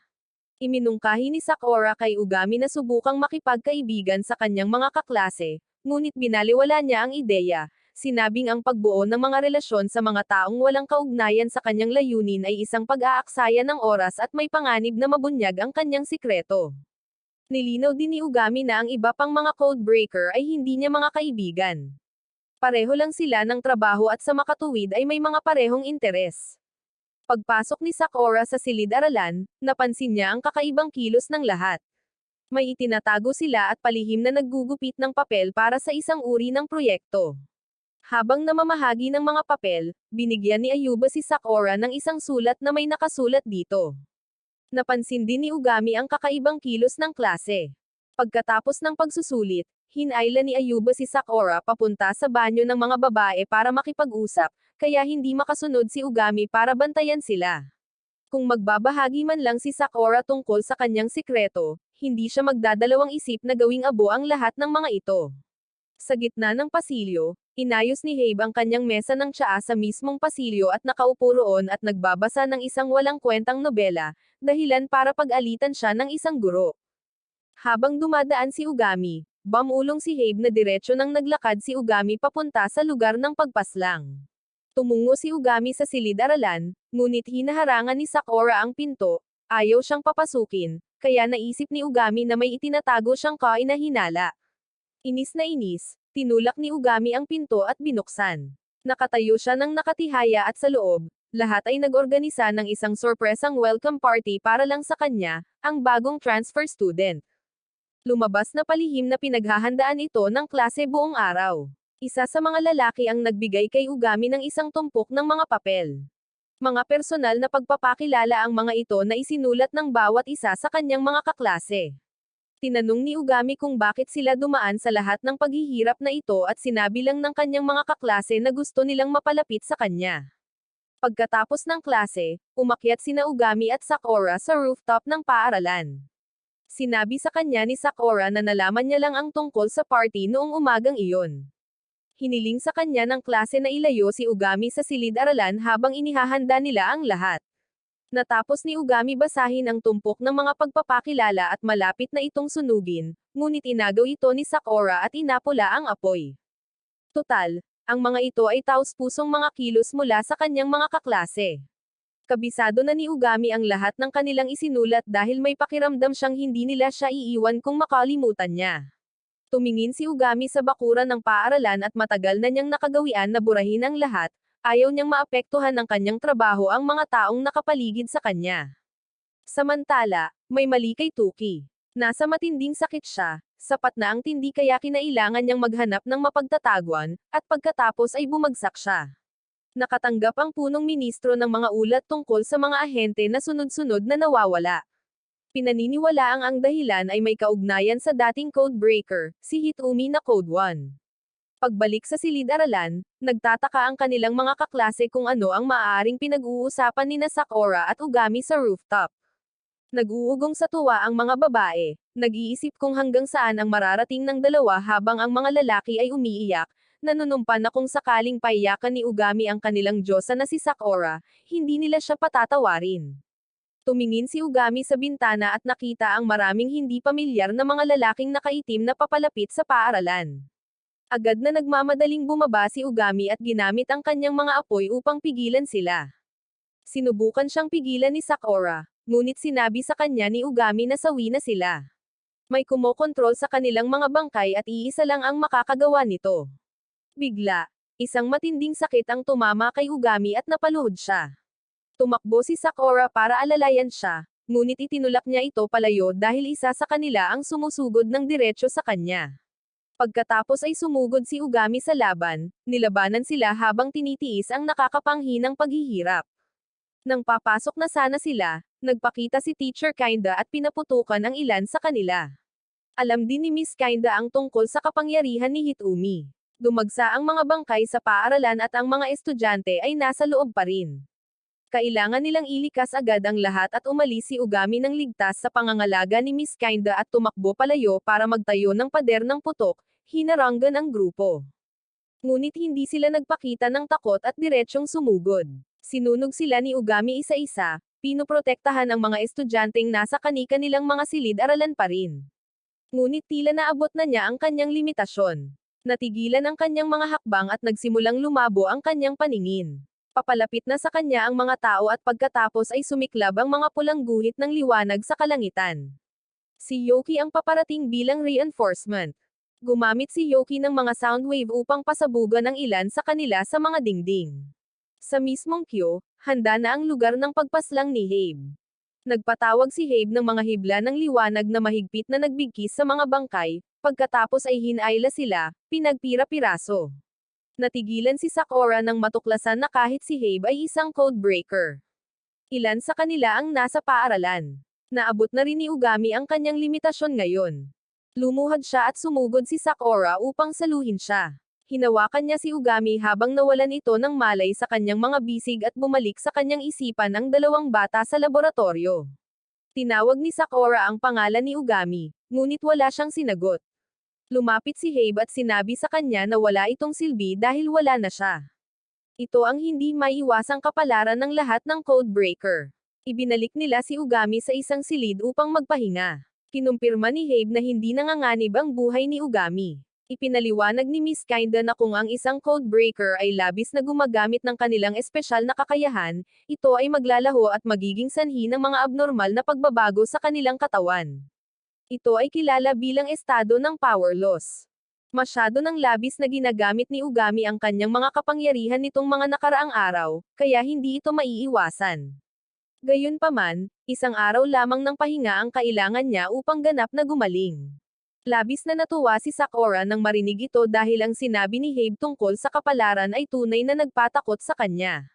Labis na nagulat si Sakura nang malaman na sina Habe at Yoki ay parehong codebreaker at lalo na si Miss Kinda ay kanilang kasamahan. Si Miss Kinda ay isang espesyal na ahente ng Eden na ang trabaho ay suportahan ang mga codebreaker. Ipinaliwanag ni Habe na si Ugami ay Code 6, ang pinakamababang ranggo sa kanila, kaya naman kailangan niya ng isang dedikadong support agent. Si Yoki ay Code 3 na may kakayahang kontrolin ang tunog. Si Tuki ay Code 4 at si Habe mismo ay Code 2. Hindi lamang siya isang codebreaker kundi siya rin ang sumusuri sa iba pang mga codebreaker. Pagkatapos ay nagtanong si Sakura tungkol sa Code 1 at Code 5. Ang Codes 5 ay si Rui, ang babaeng nakamotorsiklo noong isang araw. Ngunit nang sinubukan ni Sakura na magtanong tungkol sa Code 1, mabilis na binago ni Miss Kinda ang usapan. Alam ni Nahebe at Miss Kinda na ang insidenteng ito ay sanhi ni Hitomi. Malamang na alam niya ang lokasyon ng apartment ni Ugami, kaya kailangan nilang maghanap ng bagong matutuluyan para dito. Agad na inalok ni Sakura ang kanyang sariling tahanan. Pagdating nila, sinalubong sila ng isang buong hanay ng mga bodyguard na nakatayo ng nakalinya, na yumuko bilang pagbati. Si Sakura ay anak ng pinuno ng angkan ng Kizakura, isa sa mga pinakatanyag na pamilya sa Japan at ang pinakamakapangyarihang organisasyon ng Yakuza. Ipinakilala ni Sakura ang kanyang mga kaklase sa lahat ng nasa bahay at ibinahagi ang sitwasyon. Matapos marinig ang lahat, mainit na tinanggap ng mga magulang ni Sakura ang grupo. Dinala sila ng kanyang ina sa isang silid tanggapan ng mga bisita. Nabanggit niya na ang isa pang kaibigan ni Sakura ay naghihintay na sa loob at si Tuki pala ito. Lumiit si Tuki at naging isang maliit na bata dahil sa kanyang estado ng pagkawala ng lakas. Iba-iba ang pagbabago ng katawan ng bawat tao nang pumasok sila sa estadong ito. At sa kaso ni Tuki, siya ay naging isang bata. Ipinaliwanag ni Tuki na narinig niya na si Ugami ay nahulog sa isang estado ng pagkawala ng lakas at dumating upang tumulong ngunit nauwi sa parehong kondisyon. Ang ina ni Sakura ay espesyal na naghanda ng isang buong piging upang salubungin ang mga kaibigan ni Sakura. Lahat ay kumain, uminom, at nagkwentuhan ng masaya. Naupo si Sakura sa tabi ni Habe at sinamantala ang pagkakataong magtanong kung bakit nila ginagawa ang ganitong uri ng trabaho. Isang lasing na si Toki ang natisod upang alukan si Sakura ng inumin. Nagbabala si Habe na babawasan niya ang puntos ni Toki kung hindi ito mananahimak. Ngunit masyadong lasing si Toki para pakialaman ito. Hinawi niya ang buhok ni Habe at kinutya ito dahil sa kawalan ng kilay, na siyang dahilan ng parusang pagpaslang sa kisame. Pinasalamatan ni Toki si Sakura sa pagprotekta kay Ugami, ngunit pakiramdam niya ay ginagantihan lang niya si Ugami sa pagprotekta sa kanyang mga kaibigan. Naobserbahan ni Habe ang lahat ng araw na iyon at napagpasyahan na ang mga umaatake ay nahati sa dalawang magkaibang grupo. Ang isang koponan ay tinarget si Ugami habang ang isa naman ay tinarget si Sakura. Naniniwala si Habe na dahil si Sakura ay isang bihirang uri, hindi nakakagulat na pinagmamasdan siya ni Hitomi. Ang nakapagtataka kay Habe ay kung bakit inatake lang ni Hitomi si Sakura kapag kasama niya si Ugami. Kung ang layunin ay dukutin lang siya, mas madali sana itong atakihin kapag nag-iisa lang siya. At kung si Ugami ang target, hindi na kailangang maghati-hati ang puwersa. Pagkatapos magpahinga ng isang araw, nagising si Ugami at nakatulog na si Sakura noon. Ipinaalam ni Miss Kinda kay Ugami ang sitwasyon. Ang mga umaatake kanina ay ang mga nawawalang ahente na kontrolado ng isang espesyal na kakayahan. Wala nang duda, ang kanilang kaaway ay ang dating Code Reactor, si Code 1 na si Hitomi. Nakatanggap din si Rui ng tawag na humihiling sa kanya na pumunta sa bahay ni Sakura upang suportahan sina Ugami at Tuki. Napunta ang tingin ni Ugami sa isang espada na nakadisplay sa isang rack. Napansin ito ng ama ni Sakura, lumapit, ibinaba ang espada, at ibinigay ito kay Ugami. Habang nakatingin sa mga mata ni Ugami habang hawak ng lalaki ang talam, agad na nakilala ng ama ni Sakura na nakasaksi na si Ugami ng napakaraming pagkasawi. Nakikita niya dahil minsan na rin siyang nabuhay sa mundong iyon. Nawala na ang takot ni Ugami na tumapos ng buhay, na nangangahulugan din na nawalan na siya ng gana sa buhay. Binalaan ng ama si Ugami na kung may mangyari kay Sakura, pagagalitan niya si Ugami.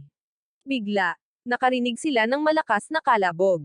Nagmadaling lumabas si Ugami at nalaman na naroon na si Hitomi, banihag si Sakura.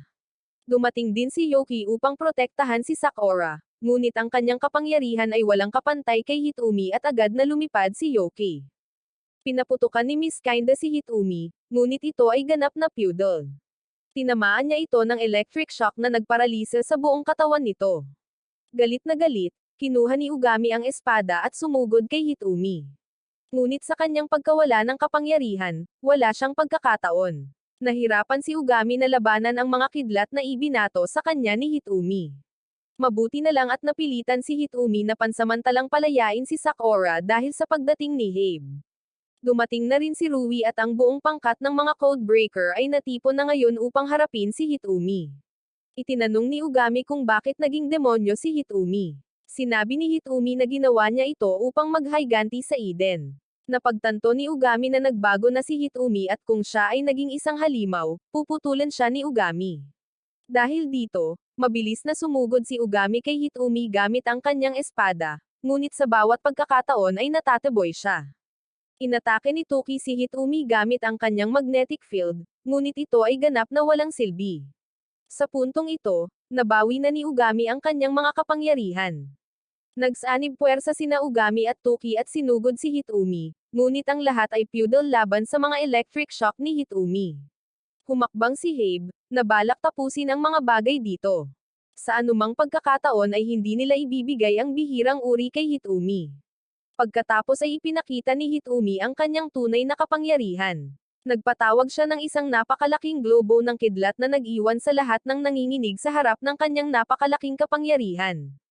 Inihagis ni Sakura ang kanyang sarili sa harap ng globo ng kidlat, pinoprotektahan ang lahat gamit ang kanyang sariling katawan ngunit hindi siya nasawi.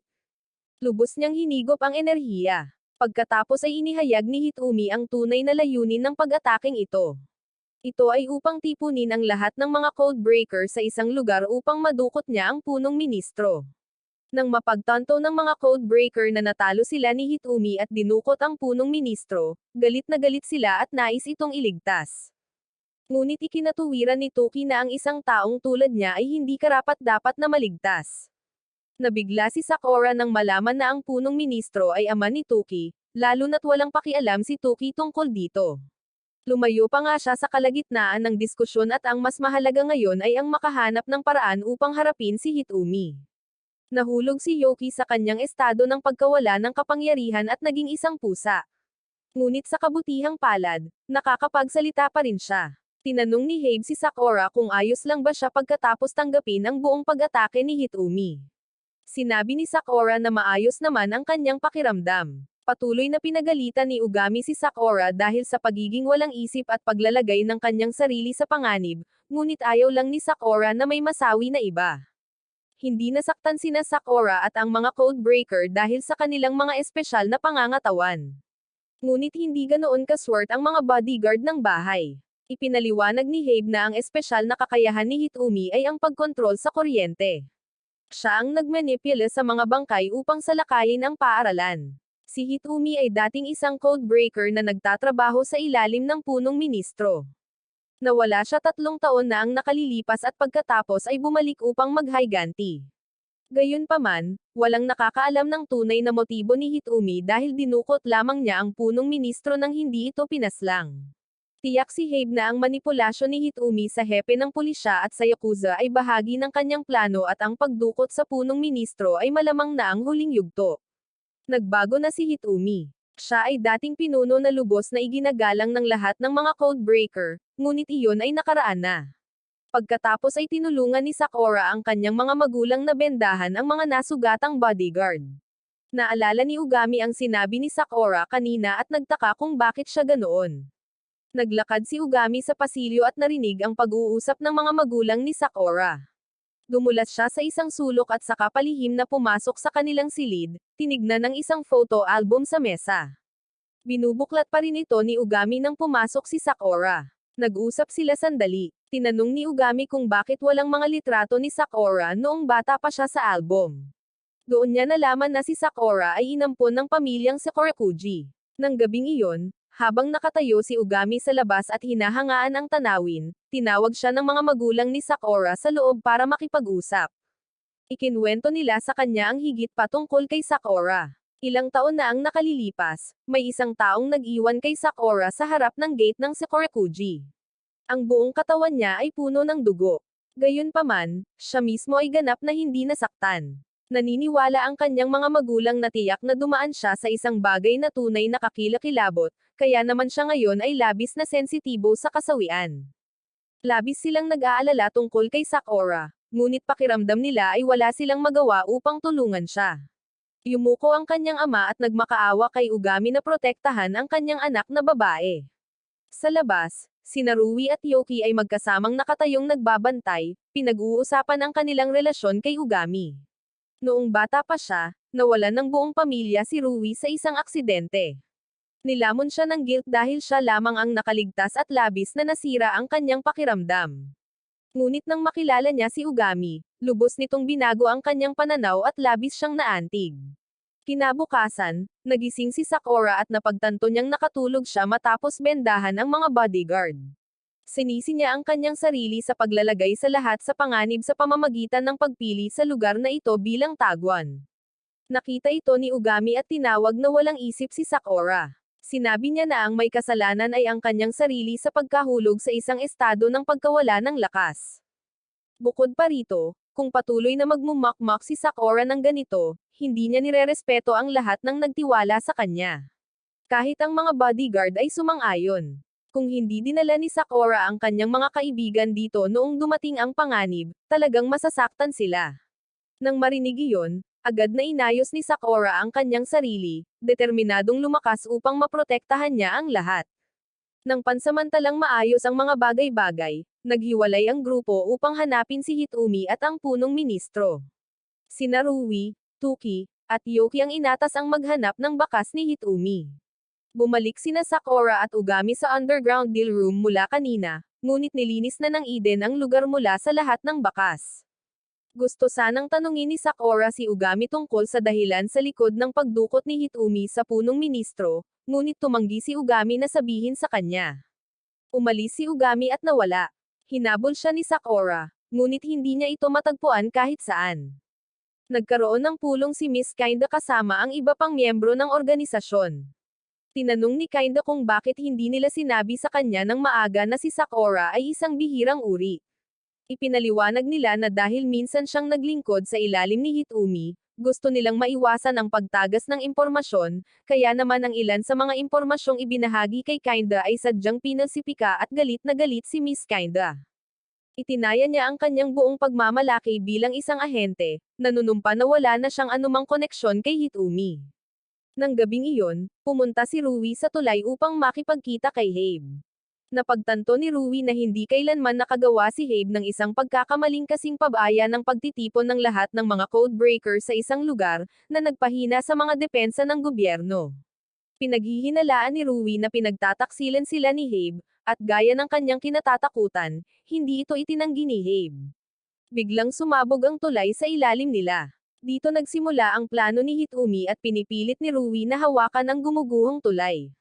Mula sa malayo, nakita ni Yoki na nasa panganib si Rui, ngunit hindi siya makalapit ng sapat para tumulong.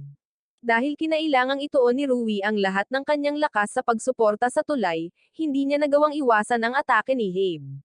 Naglalakad si Sakura sa kalye nang masalubong niya si Habe. Sinabi niya rito na hinahanap siya ni Ugami. Pagkatapos ay dinala siya nito sa isang inabandunang gusali. Tinawag ito ni Habe na punong himpilan ng codebreaker, na nag-iwan kay Sakura na walang dahilan para maghinala. Dinala si Sakura sa isang silid na may mga orasan na nakatakip sa bawat dingding. Labis siyang kinilabutan nang makita ang punong ministro na nakatali sa isang upuan sa loob. Doon lamang napagtanto ni Sakura na hinikayat siya ni Habe dito. Gusto ni Habe na maging kakampi ni Hitomi at pinagtaksilan niya ang mga codebreaker. Ang kondisyon ni Hitomi para kay Habe ay kailangan niyang dalhin si Sakura. At ganoon na lang, naging bihag na si Sakura ni Hitomi. Si Ugami sa ibang lugar ay nakatanggap ng tawag mula kay Miss Kinda na nag-uulat ng isang pagsabog sa lungsod. Sinasaklaw din ng balita ang pagsabog at maraming nasawi. Napanood ni Sakura ang broadcast at labis na nag-aalala tungkol sa mga biktima, na nagpamangha kay Habe sa katotohanang hindi man lang siya nag-aalala tungkol sa sarili niyang sitwasyon. Hindi inaasahan ni Hitomi na dadalhin talaga ni Habe si Sakura rito. Isiniwalat ni Hitomi na palagi nilang pinoprotektahan si Sakura, kamakailan lamang sa pamamagitan ng pagtatalaga kay Ugami bilang bodyguard niya sa paaralan. Tila plano ito ng punong ministro na hadlangan ang pakana ni Hitomi. Tiningnan ni Sakura ng diretso sa mata si Hitomi at tinanong kung ano ang balak nitong gawin sa kanya. Ngunit walang plano si Hitomi na saktan si Sakura. Dahil isa itong bihirang uri, gusto lang niyang ikulong ito rito para hindi ito makagambala sa kanyang mga plano. Iminungkahi ni Hitomi na umupo si Sakura at manood ng hindi nakikialam. Galit na galit si Sakura nang malaman niyang kagagawan ni Hitomi ang pagsabog, ngunit sinabi ni Hitomi na ang lahat ng ginagawa niya ay para protektahan ang mga codebreaker. Dati nang malapit si Kinda kay Hitomi, kaya mas naiintindihan niya ang habag nito kaysa sa sinuman. Naniniwala siyang may dahilan sa likod ng ginagawa nito. Bigla, nakatanggap ng mensahe si Kinda. Agad niyang tinawagan si Ugami para iulat na nakuha na niya ang lokasyon ni Hitomi. Ang pambobomba sa lungsod ay isa lamang bahagi ng plano ni Hitomi. Hindi pa rin lubos na nagtitiwala si Hitomi kay Habe, lalo na't madali niya nang nahanap ang lugar na ito. Pinaghihinalaan ni Hitomi na matagal na siyang sinusubaybayan ni Habe. Ngunit pinaniwalaan lamang ni Habe ang kanyang malawak na network ng impormasyon. Natuklasan ni Habe ang tunay na layunin ni Hitomi at nagpa siya na sayang ang pagsuko sa kanya sa Eden. Kaya't ipinangako niya ang kanyang katapatan kay Hitomi. Iyon mismo ang dahilan kung bakit niya nabihag si Sakura at hinarap si Rui. Nagtaka si Hitomi kung paano magagawa ng isang taong tulad ni Habe, na palaging pinahahalagahan ang mga Coder-Eaker, ang ganoong bagay. Sinabi ni Habe na ito ay dahil mas naiintindihan niya ang puot at pagdurusa ni Hitomi kaysa sa iba. Nagbabala si Hitomi na kung may anumang lihim na motibo si Habe, tatapusin niya ito agad. Dumating si Kinda sa gusali ayon sa mga coordinate na natanggap niya. Matapos makumpirma na si Hitomi ay nasa isang lugar sa itaas, pumasok siya ng mag-isa sa loob. Ngunit sa paanan ng hagdanan, naharang si Kinda ni Habe, na balak siyang pigilan. Nagmamadaling papunta si Ugami sa gusali nang makatanggap siya ng tawag mula sa ina ni Sakura, na nagsabing hindi pa umuuwi si Sakura at hiniling sa kanya na hanapin siya. Naabutan din ni Yoki si Ugami upang ipaalam na pinagtaksilan sila ni Habe. Pagdating ng dalawa sa gusali, naghihintay na si Habe. Sa sandaling makalapit sila, naglunsad si Habe ng isang pag-atake, ngunit ang kanyang kapangyarihan ay higit na nalampasan ang kanila, at madali niyang natalo sina Ugami at Yoki. Nagpakawala si Yoki ng isang malakas na pagsabog upang ilihis ang atensyon ni Habe upang makaakyat si Ugami habang siya ay nanatili upang harapin si Habe. Pagdating ni Ugami sa itaas na palapag, natagpuan niya si Kinda, ngunit nasa ilalim na ito ng kontrol ni Hitomi. Na-brainwash ni Hitomi ang kanyang utak sa pamamagitan ng pagpapadala ng mga dekuryenteng utos sa kanyang nervous system.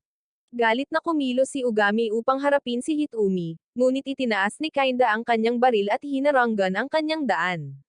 Nakahawak pa rin si Kinda sa isang piraso ng kanyang sariling kamalayan, nilalabanan na huwag kalabitin ang gatilyo. Nagmakaawa siya kay Ugami na tumakbo at nawalan ng kontrol si Kinda at nagpaputok. Madaling naiwasan ni Ugami ang bala at ipinahayag na kahit gaano karaming bala ang iputok niya, haharanggan niya ang bawat isa. Ngunit ipinaalam ni Hitomi sa kanya na kahit napigilan ni Ugami ang bawat bala, gagamitin ni Kinda ang huli para magpakasawi. Sa madaling salita, ginagamit niya ang buhay ni Kinda bilang pakinabang laban kay Ugami. Tumanggi si Ugami na mangyari iyon at sumugod pasulong para agawin ang baril mula sa mga kamay ni Kinda. Sumigaw si Sakura kay Ugami na huwag harapin si Miss Kinda, habang nagpupumiglas hanggang sa makawala ito sa mga lubod na nakagapos sa kanyang mga pulso. Bago pa man maiikot ni Kinda ang baril sa sarili, inihagis ni Sakura ang sarili pasulong at itinulak si Kinda palayo sa abot ni Ugami. Isang liwanag ang bomb alot kay Sakura, pinoprotektahan si Kinda at ibinalik siya sa normal. Hiniling nila kung bakit ginawa ni Hitomi ang lahat ng ito. Tumingin siya sa mga orasan na nakasabit sa mga dingding. Ang bawat isa ay kumakatawan sa sandaling bumagsak ang isang code breaker. Hindi sila makapagtayo ng mga libingan para sa mga taong hindi naman talaga umiral, kaya ang mga orasang ito ang ginamit nila.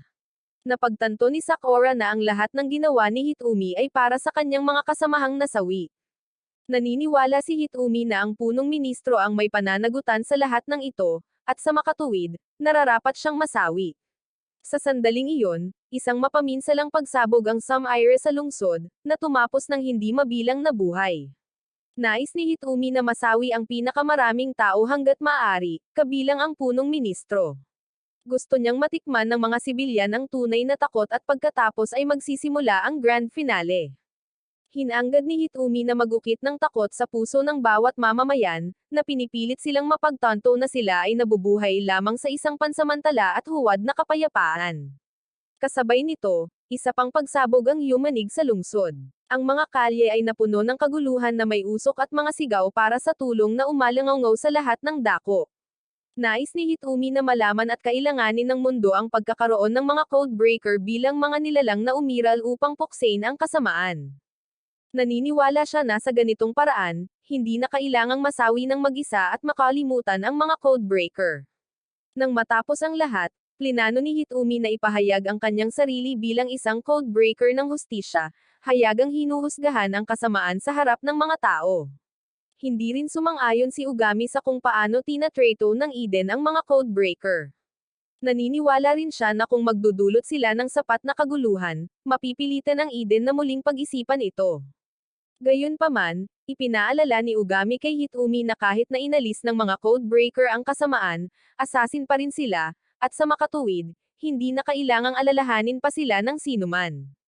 Ginamit ni Ugami ang kanyang mga apoy upang sunugin ang bawat huling orasan sa dingding sa harap mismo ni Hitomi. Hindi maintindihan ni Ugami kung paano ang isang taong dating namumuhi sa mga ganitong bagay ay maaari nang pumaslang ng hindi mabilang na mga inosenteng tao. Sinabi ni Hitomi na hindi na siya maaaring bumalik. Mula sa puntong ito, babaguhin niya ang pag-iral ng mga codebreaker magpakailanman. Hindi na sila masasawi sa kalungkutan at dilim. Tatakotan niya ang publiko upang palayain ang mga codebreaker mula sa Eden. Dahil hindi na matiis ang mga salita ni Hitomi, sumugod si Ugami sa kanya. Bigla, isang pader ng yelo ang sumabog sa pagitan nilang dalawa. Isang lalaking nagngangalang Yukihino ang nagpakita upang ipaalala kay Hitomi na wala silang oras para dito. Sinubukan ni Ugami na ipagpatuloy ang kanyang pag-atake kay Hitomi, ngunit hinaranggan siya ni Yukihino. Hindi kayang tunawin ng apoy ni Ugami ang yelo ni Yukihino. Dahil dito, iniwan ni Hitomi ang iba at umalis. Sinubukan ni Ugami na habulin si Hitomi, ngunit tinutukan ni Yukihino si Sakura, at naglunsad ng sunod-sunod na mga tipak ng yelo mula sa itaas diretso sa kanya. Mabuti na lang at dumating si Toki sa tamang oras at ginamit ang kanyang magnetic field upang lumikha ng kalasag sa paligid ni Sakura. Ayaw na ring mag-aksaya ng oras si Yukihino. Itinaas niya ang punong ministro sa kanyang likuran, tumalikod, at umalis. Sinubukan siyang pigilan ni Toki, ngunit naitulak siya pabalik ng nagyayelong hangin ni Yukihino. Bago umalis, binalaan sila ni Yukihino na ang gusali ay nilagyan ng mga pampasabog. Kung pinahahalagahan nila ang kanilang buhay, dapat silang lumabas kaagad. Sa sandaling matapos siyang magsalita, nagsimulang sumabog ang mga bomba. Hinabol ni Sakura si Yukihino upang maibalik ang punong ministro, habang sinubukan ni Ugami at Toki na sundan si Sakura, ngunit naputol sila ng mga pagsabog. Sa ibaba, napilitan ding huminto ang labanan sa pagitan ni Habe at Yoki dahil sa mga pagsabog. Kung tungkol kay Sakura, hinabol niya si Hitomi at ang grupo nito hanggang sa kanilang sasakyan at sumakay. Si Hitomi ay naging isang codebreaker noong siya ay 16 na taong gulang lamang. Nagsimula bilang Code 6 dahil sa kanyang pambihirang kakayahan, si Hitomi ay nagtrabaho ng masigasig at mabilis na na-promote. Sa isa sa kanyang mga misyon, iniligtas ni Hitomi ang isang batang babae na si Kinda pala. Si Hitomi ay dating isang masayahing tao na nangangarap na lumikha ng isang magandang mundo para sa mga bata, isang mundo kung saan walang sino man ang magdurusa or luluha. Sa edad na 20, habang tinutugis ang mga kriminal, isa sa mga kasamahan ni Hitomi, ang Code 5 ay napaslang. Dahil nasawi ang Code 5, si Hitomi ay na-promote sa Code 5, bagaman ang promosyon ay hindi nagdala sa kanya ng kagalakan. Sa edad na 26, pagkatapos ng 10 taon ng pagtatrabaho para sa gobyerno, si Hitomi ay umangat sa Code 3. Sa isang misyon, si Hitomi at ang kanyang koponan ay nakatagpo ng isang kaaway na nagtataglay din ng espesyal na kakayahang kontrolin ang apoy. Marami sa mga kasamahan ni Hitomi ang nasawi sa labanang iyon. Natalo ni Hitomi ang kaaway ng mag-isa, habang pasan ang katawan ng isang nasawi na kasama sa kanyang likod. Bagamat na isa katuparan ang misyon, ang tagumpay ay walang kahulugan kung napakaraming nasawi. Maging si Habe ay nagulat na 4 na codebreaker ang natumba sa isang atake lamang. Nagsimulang magtanong si Hitomi kung paano gumagana ang Eden at nagpas siyang mag-imbestiga. Sumunod si Habe dahil pagkatapos makumplito ang misyong iyon, si Hitomi ay na-promote sa Code 1, ang alas. Pagkatapos noon, ang pangkat ng mga codebreaker ay nagkaroon ng mga bagong miyembro. Isa na kayang kontrolin ang tunog, isa na kayang manipulahin ang mga magnetic field, at isa na kayang utusan ang mga anino. Magkasama silang lumaban ng may perpektong koordinasyon, na naglipol sa kasamaan. Tungkol naman kay Ugami, taglay niya ang isa sa pinakamakapangyarihang kakayahan sa kasaysayan ng Eden, ang pagkontrol sa apoy. Gayunpaman, ang pinakadakilang kapangyarihan ay may kasamang pinakamalaking panganib, dahil si Ugami ay natupok ng kanyang obsesyon sa pagsira sa kasamaan. Bagamat siya ang may pinakamababang ranggo sa mga Codebreaker, ang lakas ni Ugami ay napakalakas. Minsan ay tinanong ni Hitomi si Ugami kung bakit siya naging isang Codebreaker. Sumagot si Ugami na ito ay ang pagsunog sa bawat huling Diablo hanggang sa maging abo kahit na ito ang maging dahilan ng kanyang buhay. Patuloy niya silang susunugan hanggang sa kanyang huling hininga. Noong panahong iyon, sinabi ni Hitomi kay Ugami na ang mga Codebreaker ay hindi lamang sumisira sa kasamaan. Pinoprotektahan din nila ang mga hindi kayang protektahan ng batas.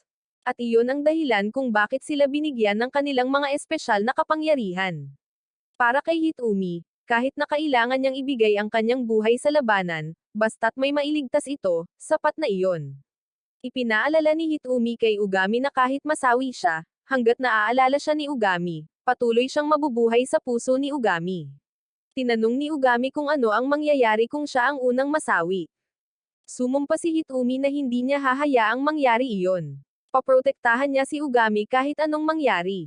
Dahil doon, bumagsak si Hitomi at nakatulog ng mahimbing, naiwan si Ugami na buhatin siya pauwi. Nang taong iyon, natuklasan ni Hitomi ang pagkakakilanlan ng responsable sa pagpaslang sa kanyang mga kapwa Codebreaker. Agad niyang inilabas ang utos na puksain ang target. Nang gabing iyon, ang mga Codebreaker sa ilalim ng pamumuno ni Hitomi ay sumalakay sa isang gusali. Sabay-sabay silang sumugod sa bawat silid at nilipol ang mga Allopiers nang pumaslang sa kanilang mga kasama.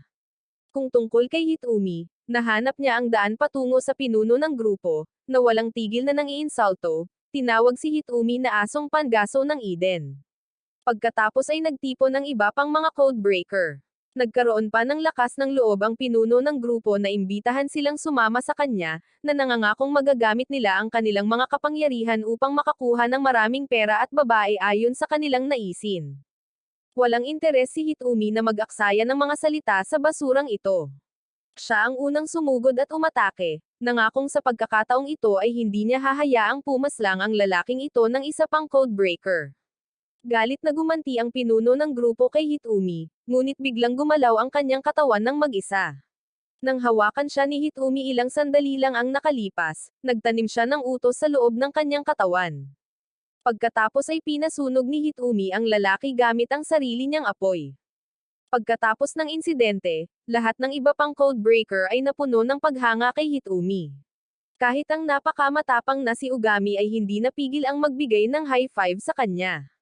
Dahil sa ganito kalakas na pangkat, naniwala si Hitomi na wala nang masasawi muli. Ipinagpatuloy ni Hitomi ang kanyang investigasyon at natuklasan ng isang kakilakilabot na katotohanan tungkol sa mga Codebreaker na nawawalan ng kontrol sa kanilang mga espesyal na kakayahan at nasasawi. Ito ay isang sistemang itinatag ng Eden na tinatawag na Code End. Nang malaman ni Hitomi ang katotohanang ito, siya ay napuno ng galit. Lumaban siya ng husto upang matiyak na walang Codebreaker na masasawi. Gayunpaman, lumikha ang Eden ng isang bagay na tinatawag na Code End bilang hindi maiwasang kapalaran ng bawat Codebreaker. Pagkatapos ay tinawagan ni Hitomi si Ugami upang makipag-usap. Iniabot ni Ugami kay Hitomi ang isang tambak ng mga dokumento sa trabaho at ipinaalala sa kanya na huwag pabayaan ang kanyang mga tungkulin. Naisip ni Hitomi na yayain si Ugami na tumakas ng magkasama palayo sa lahat ng bagay, ngunit itinigil niya mismo ang kaisipang iyon. Kung gagawin nila iyon, gugugulin ni na Ugami at ng iba pa ang natitirang bahagi ng kanilang buhay sa pagtakas. Ang pagsasabi sa kanila ng katotohanan tungkol sa Code End ay hindi naiiba sa pagbibigay sa kanila ng hatol na kasawian. Ginulo ni Hitomi ang buhok ni Ugami at pagkatapos ay naglakad palayo. Ang kanyang puso ay determinadong makahanap ng paraan upang mailigtas sila. Pagkalipas ng ilang araw, nakatanggap si Ugami ng balita na inatake ni Hitomi ang punong ministro at tumakas. Agad na tinanggalan si Hitomi ng kanyang titulo bilang Codebreaker at inilabas ang isang utos ng wanted. Si Sakura, na nakasabit sa pader, ay nasaksihan ang buong kwento at natigilan sa plano ni Hitomi. Gusto niyang muling buuin ang sirang mundong ito. Nagtanim si Hitomi ng mga bomba sa buong Japan. Nag-broadcast pa siya ng live footage sa publiko na nagpapakita ng punong ministro na nakatali sa isang upuan, kasabay ng kanyang malamig na boses na nag-aanunsyo na si punong ministro Fujiwara ay tatapusin sa loob ng susunod na 60 minuto. Nagsimula ang unang pagsabog at nagkagulo ang publiko. Sunod-sunod na sumabog ang mga pagsabog sa buong bansa at nagmadali ang media na ibalita ang mga ito. Sinubukan ng Eden na humingi ng impormasyon ngunit wala silang natanggap na tulong. Naisip ni Kinda na kung matutukoy nila ang lokasyon ng bomba, maaari nilang ipadala ang bomb squad. Kaya, tinipon ni Yoki ang lahat ng kanyang lakas at sumigaw ng malakas, agad na minamarkahan ang posisyon ng bawat bombang itinanam sa buong Japan at dumagsa ang datos. Maraming pampasabog ang naroon, at kahit alam na ang kanilang lokasyon, walang paraan para ma-disarm silang lahat sa loob ng 1 oras. Sa bahay ni Sakura, ang kanyang ama at lahat ay nabaliw dahil hindi pa rin nila natatagpuan si Sakura. Inatake na ang iba pang mga ari-arian ng angkan ng Yakuza. Bagamat ligtas ang bahay ni Sakura sa ngayon, bigla silang nakatanggap ng GPS data na nakaturo sa Sky Tower, ang mismong lugar kung saan nakakulong ang punong ministro. Ang ama ni Sakura at ang lahat ay sabay-sabay na nakatanggap ng isang hindi nagpapakilalang mensahe na nagpapakita ng mga lokasyon ng bomba. Wala silang ideya kung sino ang nagpadala nito, ngunit ngayon ay kailangan nilang kumilos. Iniimbestigahan ng gobyerno ang mga nakapalibot na tore at kinumpirma na ang punong ministro ay nakakulong sa tuktok ng Sky Tower. Iniwan ni Yoki ang sitwasyon ng punong ministro kina Tuki at Kinda habang siya ay nanatili upang tulungan ang lahat na harapin ang mga bomba. Nakaupo sina Habe at Hitomi sa control room at binabantayan ang mga nanghihimasok nang tumunog ang alarma. Natagpuan na ni Ugami ang lugar na ito at dumating na. Gumalaw si Habe upang harangin si Ugami, ngunit pinigilan siya ni Hitomi. Gusto ni Hitomi na harapin mismo si Ugami at masaksihan ang kanyang tunay na kapangyarihan. Sumakay si Ugami sa elevator papunta sa itaas na palapag ng tore at natagpuan si Sakura na nakalawit sa ere. Naghihintay na si Hitomi at tinanong ni Hitomi kung paano natagpuan ni Ugami ang lugar na ito. Ipinaliwanag ni Ugami na naghanap na siya kahit saan, binibisita ang bawat lugar na napuntahan nilang dalawa hanggang sa wakas ay nakarating siya rito. Minsan nang sinabi ni Hitomi na kapag natapos na ang toring ito, maraming tao ang pupunta para makita ito kasama ang kanilang mga pamilya at mahal sa buhay. Gayunpaman, wala nang tao rito ngayon. Nasira ang telepono ni Ugami noong nakikipaglaban siya kay Habe, kaya hindi pa niya makontak ang grupo ni Tuki. Nangangahulugan ito na maaari nang mag-usap ng pribado sina Ugami at Hitomi. Tinanong ni Ugami kung paano ihihinto ang mga pagsabog, ngunit tumanggi si Hitomi na sabihin ito. Hindi na nag-aksaya ng salita si Ugami at nagpasya na hayaan na lang ang kanyang mga kamao ang magsalita. Humugot siya ng espada mula sa kanyang bag at itinutok ang kanyang asul na apoy sa talim. Sinugod ni Ugami si Hitomi, ngunit laban sa kanyang kapangyarihan, hindi niya ito mahawakan. Ginamit ni Ugami ang espada para sipsipin ang kuryente ni Hitomi, pagkatapos ay ginamit ang apoy bilang konduktor para idirekta ang kuryente sa sahig, para mapanatili ang kanyang kaligtasan. Ngunit hindi iyon sapat para malampasan si Hitomi. Lumipat siya sa pag-atake sa maraming posisyon ng sabay-sabay at tuluyan nang nabigla si Ugami. Patuloy na niyayanig ang lungsod ng sunod-sunod. Malapit nang makuryent si Ugami hanggang sa masawi. Tinawag ni Sakura ang kanyang tuta na kagatin ang lubod para mailigtas niya si Ugami. Ngunit matapos magmuya ang aso sa sarili nitong pagkakatali, hindi na ito makaakyat muli. Kaya kinailangan ni Sakura na kumagat sa lubod mismo. Sa ibaba, si Ugami ay pinapahirapan ni Hitomi ng walang paraan upang lumaban. Ang sahig sa ilalim ng kanyang mga paa ay gumuguho dahil sa walang humpay na pagtama ng kidlat. Gayunpaman, ganap na tumanggi si Ugami na sumuko. Isang malakas na pagsabog mula sa banggaan ng kanilang dalawang kapangyarihan ang pumutol sa lubod na nagbubuklod kay Sakura. Halos hindi na makalaban si Ugami kay Hitomi. Tinanong niya kung bakit gustong tapusin ni Hitomi ang punong ministro. Noon, kinausap ni Hitomi ang punong ministro, ngunit sa halip na tanggapin ang kanyang panukala, pinaambush siya ng punong ministro ng kanyang mga ahente.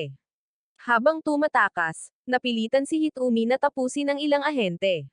Pagkatapos ay nagkalat ang Eden ng maling impormasyon na nagsasabing inatake ni Hitomi ang punong ministro. Siya ay itinalaga bilang kontrabida at pinatalsik mula sa mga codebreaker. Ang talagang hiniling ni Hitomi ay payagan ng punong ministro ang mga codebreaker na mamuhay bilang mga miyembro ng lipunan. Ngunit tumanggi siya, dahil sa takot na kung mabubunyag ang pagkakaroon ng mga codebreaker, magpapanak ang publiko. Nais ni Hitomi na baguhin ang Eden. Kaya nagpa siya siyang maglagay ng presyon mula sa labas. Gaano man ito kalupit, ang mga batang ipinanganak na may mga espesyal na kakayahan ay ihihiwalay lahat. Ang pinakamakapangyarihan sa kanila ay isasama sa mga codebreaker at gagawing mga asong pangangaso ng gobyerno. Hanggat nananatili silang nakakulong ng gobyerno, hindi sila kailanman magkakaroon ng kalayaan. Nais ni Hitomi na iligtas ang bawat batang ipinanganak na may espesyal na kakayahan. Naunawaan ni Sakura ang sinasabi ni Hitomi, ngunit hindi niya matanggap ang kanyang mga pamamaraan. Ang mga pambobomba ay tumatapos ng buhay ng hindi mabilang na mga inosenteng tao. Ibinibigay ni Yoki ang lahat ng kanyang makakaya, tumatalon sa buong lungsod, ginagamit ang kanyang mga kakayahan upang neutralisahin ang pinakamaraming bomba hanggat maaari. Nakasalubong din ni Natuki at Kinda si Habe sa tore. Hindi hinayaan ni Habe na makialam silang dalawa sa plano ni Hitomi. Dati ay lubos na hinangaan ni Toki si Habe, ngunit ngayon, ang pag-iisip na matalo siya at ma-promote sa Code 2 ay nagpasiklab ng adrenaline sa kanyang mga ugat, at inatake niya si Habe gamit ang lahat ng mayroon siya. Minamanipula ni Toki ang kanyang magnetic field, isa-isang hinagis ang mga bagay kay Habe. Ngunit madali silang hinaranggan ni Habe. Pagkatapos ay ginamit ni Habe ang kanyang clone ng teknik, na lumikha ng daan-daang kopya ng kanyang sarili na sumiksik kay Toki. Ngunit hindi sumuko si Toki, walang takot siyang tumalikod at nilabanan ang buong kayag ng mga Habe, na lumikha ng isang ganap na magulong eksena. Sa labas, ang mga Yakuza ay nakikipag-ugnayan sa pulisya upang in-neutralize ang mga bomba at ilikas ang mga sibilyan. Hindi na matiis ni Ugami ang mga maling salita ni Hitomi. Tumanggi siyang tanggapin ang ganitong panig niya. Nakikipaglaban pa rin si Toki sa mga clone ni Habe, na higit pa sa lahat ay tinutokso siya. Naubos na niya ang napakaraming enerhiya sa pakikipaglaban sa kanila habang ang tunay na Habe ay nakatayo sa isang lugar, nagmamasid. Sa kritikal na sandali, ang maliit na tuta ay biglang nagpakita mula sa kung saan at tumalon diretso sa mukha ng tunay na Habe, na sumire sa kanyang konsentrasyon at hinayaan si Toki na tuluyang talunin ang mga clone. Pumunta si Yukihino sa sentro ng pananaliksik para sa mga espesyal na kakayahan upang kunin ang mga bata, ngunit hinaranggan siya ni Rui. Nakarating na si Toki sa pinakamataas na palapag ng Sky Tower kung saan nakatali ang punong ministro. Nakita ng punong ministro si Toki at agad itong inutusan na tanggalin ang tali nito. Ngunit nakatayo lamang si Toki roon at nakatitig sa lalaki at nagtanong kung ano ang mangyayari kung iiwan lang niya ito roon. Sa panig ni Rui, determinado siyang pigilan si Yukihino. Kung kukunin niya ang mga batang iyon, gugugulin nila ang natitirang bahagi ng kanilang buhay bilang mga pag-anti na hinahanap ng gobyerno. Ikinatwira ni Yukihino na mas mainam ang manirahan sa ilang kaysa maging mga aso sa pangangaso ng gobyerno. Ngunit sumumpa si Rui na hindi niya hahayaang maging mga aso sa pangangaso sila. Galit na sumugod si Rui kay Yukihino, nangakong ililigtas ang mga bata at si Hitomi. Hiniling ni Ugami kay Hitomi na itigil ang mga bomba, ngunit sinabi sa kanya ni Hitomi na automatikong sisabog ang mga ito kapag natapos na ang timer. Humakbang si Hitomi, itinakip ang kanyang kamay sa mukha ni Ugami, at nagpadala ng kuryenteng gam-aloy sa kanya, na nagpasigaw kay Ugami sa sakit.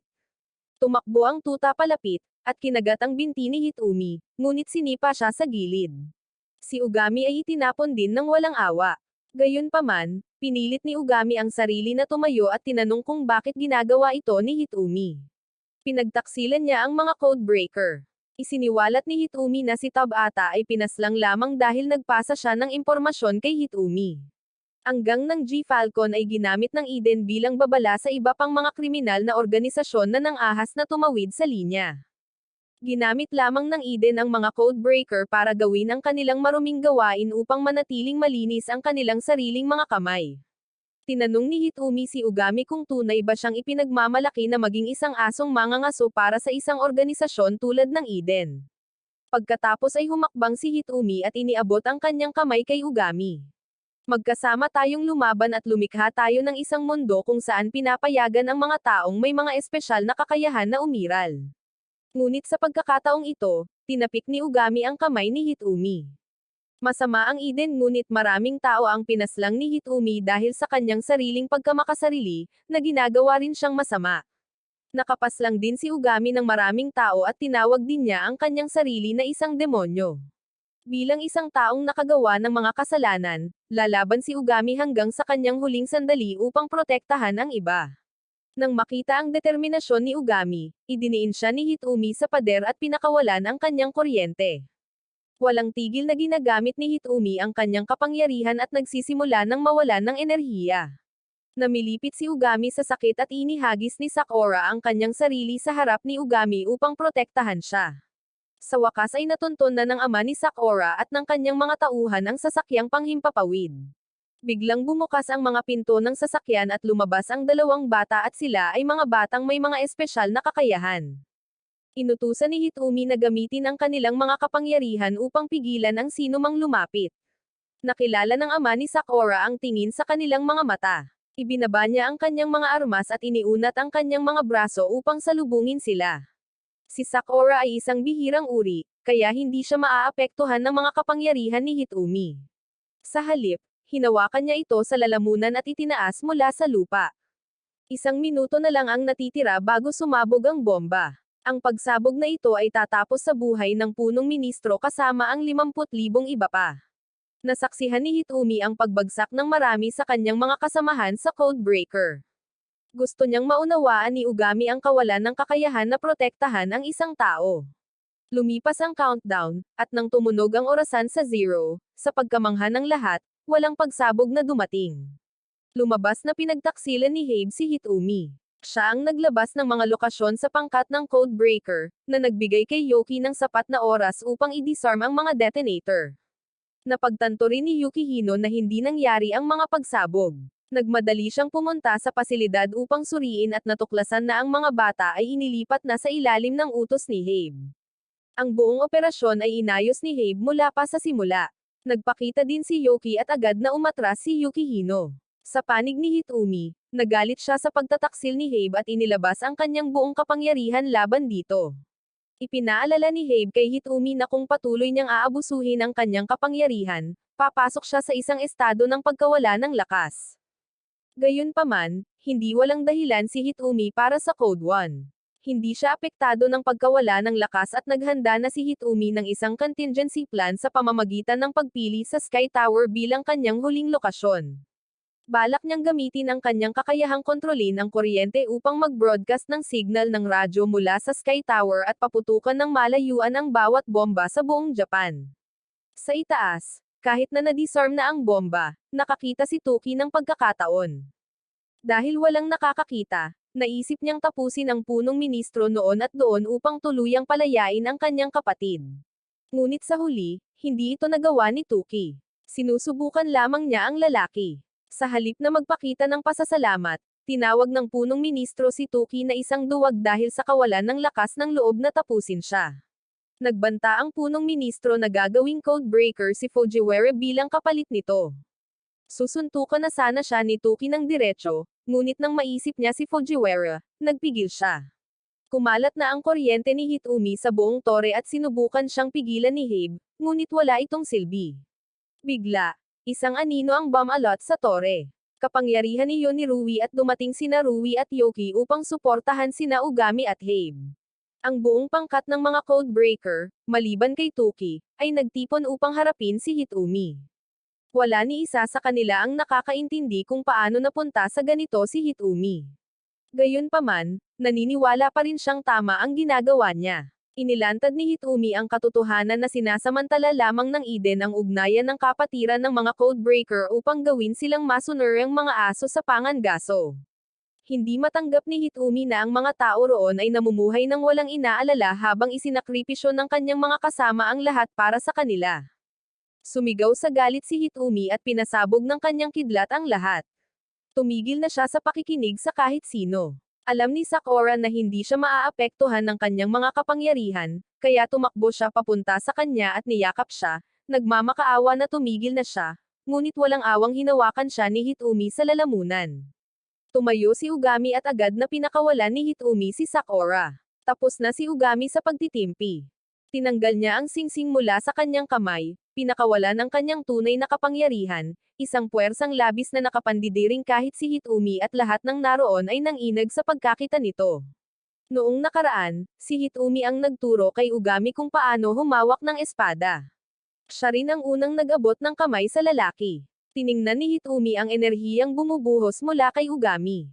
Sa lahat ng pagkakataon, dapat ay nahulog na siya sa isang estado ng pagkawala ng lakas. Naghagis si Hitomi ng kidlat kay Ugami, ngunit walang kahirap-hirap niya itong na-neutralize. Mas lalong lumakas ang pagtama ni Hitomi. Gayunpaman, kahit ang kanyang pinaka-hindi mapigil ang pamamaraan ay madaling naharang ni Ugami. Nakatitig si Sakura kay Ugami at ang taong nakatayo sa harap niya ay hindi ang Ugami na kilala niya. Wala pa ring balak na huminto si Hitomi. Determinado siyang pasabugan ang bawat bomba sa buong bansa.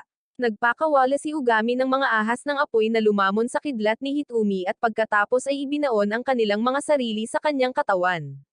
Nilamon ng apoy si Hitomi pero hindi siya nasunog hanggang abo, ngunit hindi na niya kayang tumayo. Pagkatapos ay naranasan ni Hitomi ang Code End, ang buong katawan niya ay namimilipit sa sakit. Lumabas na palaging sinusubukan ni Hitomi na itago ang Code End mula sa kanyang mga nakababata, ngunit matagal na nilang alam ito. Nang mapalayas si Hitomi mula sa Eden, nagsimulang magpakita ang mga sintomas ng Code End, at siya ay natabunan ng takot. Hiniling ni Hitomi na magkaroon siya ng mas maraming oras upang makahanap ng paraan upang baguhin ang Eden. Gusto niyang palayain ang lahat ng ipinanganak na may mga espesyal na kakayahan mula sa takot na nararamdaman niya ngayon. Gusto niyang mamuhay sila ng buo at normal. Dahil dito, kinaladkad ni Hitomi ang kanyang sarili patungo sa punong ministro. Kahit ngayon, gusto pa rin niyang kunin ang buhay ng lalaki upang mabawi ang hustisya para sa bawat codebreaker na nasawi. Sumugod si Ugami at paulit-ulit na hinampas ang mukha ni Hitomi upang pigilan siya.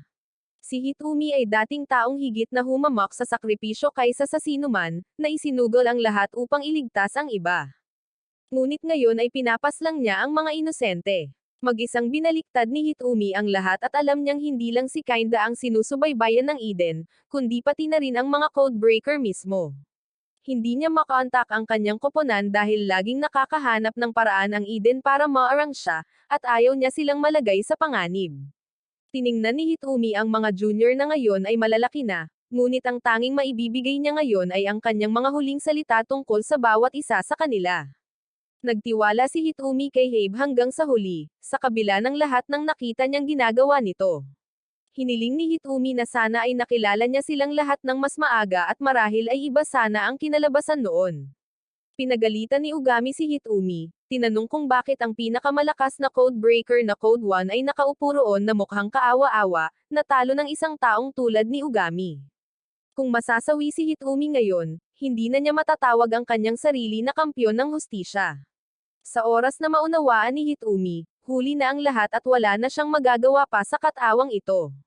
Ang magagawa na lang niya ay ipagkatiwala ang natitira sa mga junior na dating sumunod sa kanya. Sa wakas ay inihayag ng punong ministro ang kanyang tunay na pagkatao. Hindi niya kailanman itinuring na may halaga ang mga codebreaker. Ipinahayag pa niya na ang pagpili kay Hitomi bilang isang codebreaker ay isang pagkakamali. Nang marinig ito, napuno ng galit si Hitomi at sumugod, dahilan para manginig ang punong ministro sa harap ng kanyang kapangyarihan. Kahit na naghihingalo na, hindi kailanman patatawarin ni Hitomi ang kawawang lalaking ito. Bago pa man matapos ni Hitomi ang punong ministro, pinigilan siya ng kanyang mga nakababata. Malumanay na nagsalita si Ugami kay Hitomi. Tama na at iwanan mo na ang iba sa kanila. Ayaw na niyang makitang maging demonyo si Hitomi at hindi niya ito malilimutan. Tiningnan ni Hitomi si Ugami, na ngayon ay ganap ng nasa hustong gulang, at sa wakas ay maaari na siyang umalis ng mapayapa. Nang makita ng punong ministro ang pagbagsak ni Hitomi, ay naglakas loob pa rin siyang mang-insulto, ngunit sumugod si Tuki at sumuntok ng malakas sa mukha. Pagkatapos nito, ipinaalam sa mga mamamayan na na-neutralize na ang tulisan. Naghiyawan sila para sa mga pulis na Hapones na nagprotekta sa kanilang kapayapaan. Tungkol naman sa punong ministro, komportable siyang nakaupo sa isang kotse kasama si Habe. Lumabas na maging ang pagtataksil ni Habe kay Hitomi ay isang misyong iniutos ng punong ministro upang pigilan si Hitomi at protektahan ang mga batang may mga espesyal na kakayahan. Ang dahilan kung bakit nila pinaghiwalay ang mga codebreaker ay upang piliting magising ang tunay na kapangyarihan ni Ugami, isang kapangyarihang sapat na malakas upang talunin si Hitomi. Mapagmalaking ipinagdiriwang ng punong ministro ang pagbagsak ni Hitomi. Nagbabalak na siyang gumamit ng isang bihirang uri ng tao tulad ni Sakura upang tuluyang puksain si Ugami. Nakahinga na siya ng maluwag ngayon na hindi nabanta si Hitomi. Ngunit sa totoo lang, matagal nang nagtanim ng utos si Hitomi sa loob niya. Nakita ni Habe ang nangyayari at ngumiti lamang. Bumalik si Sakura sa kanyang normal na buhay pagkatapos noon, ngunit hindi na siya hinihintay ni Ugami. Dumating din sina Yoki at Rui upang magpaalam. Ipinaliwanag ni Rui na ang mga codebreaker ay tinawag dito dahil kay Hitomi. Ngayong maayos na ang lahat, ililipat sila sa ibang lugar.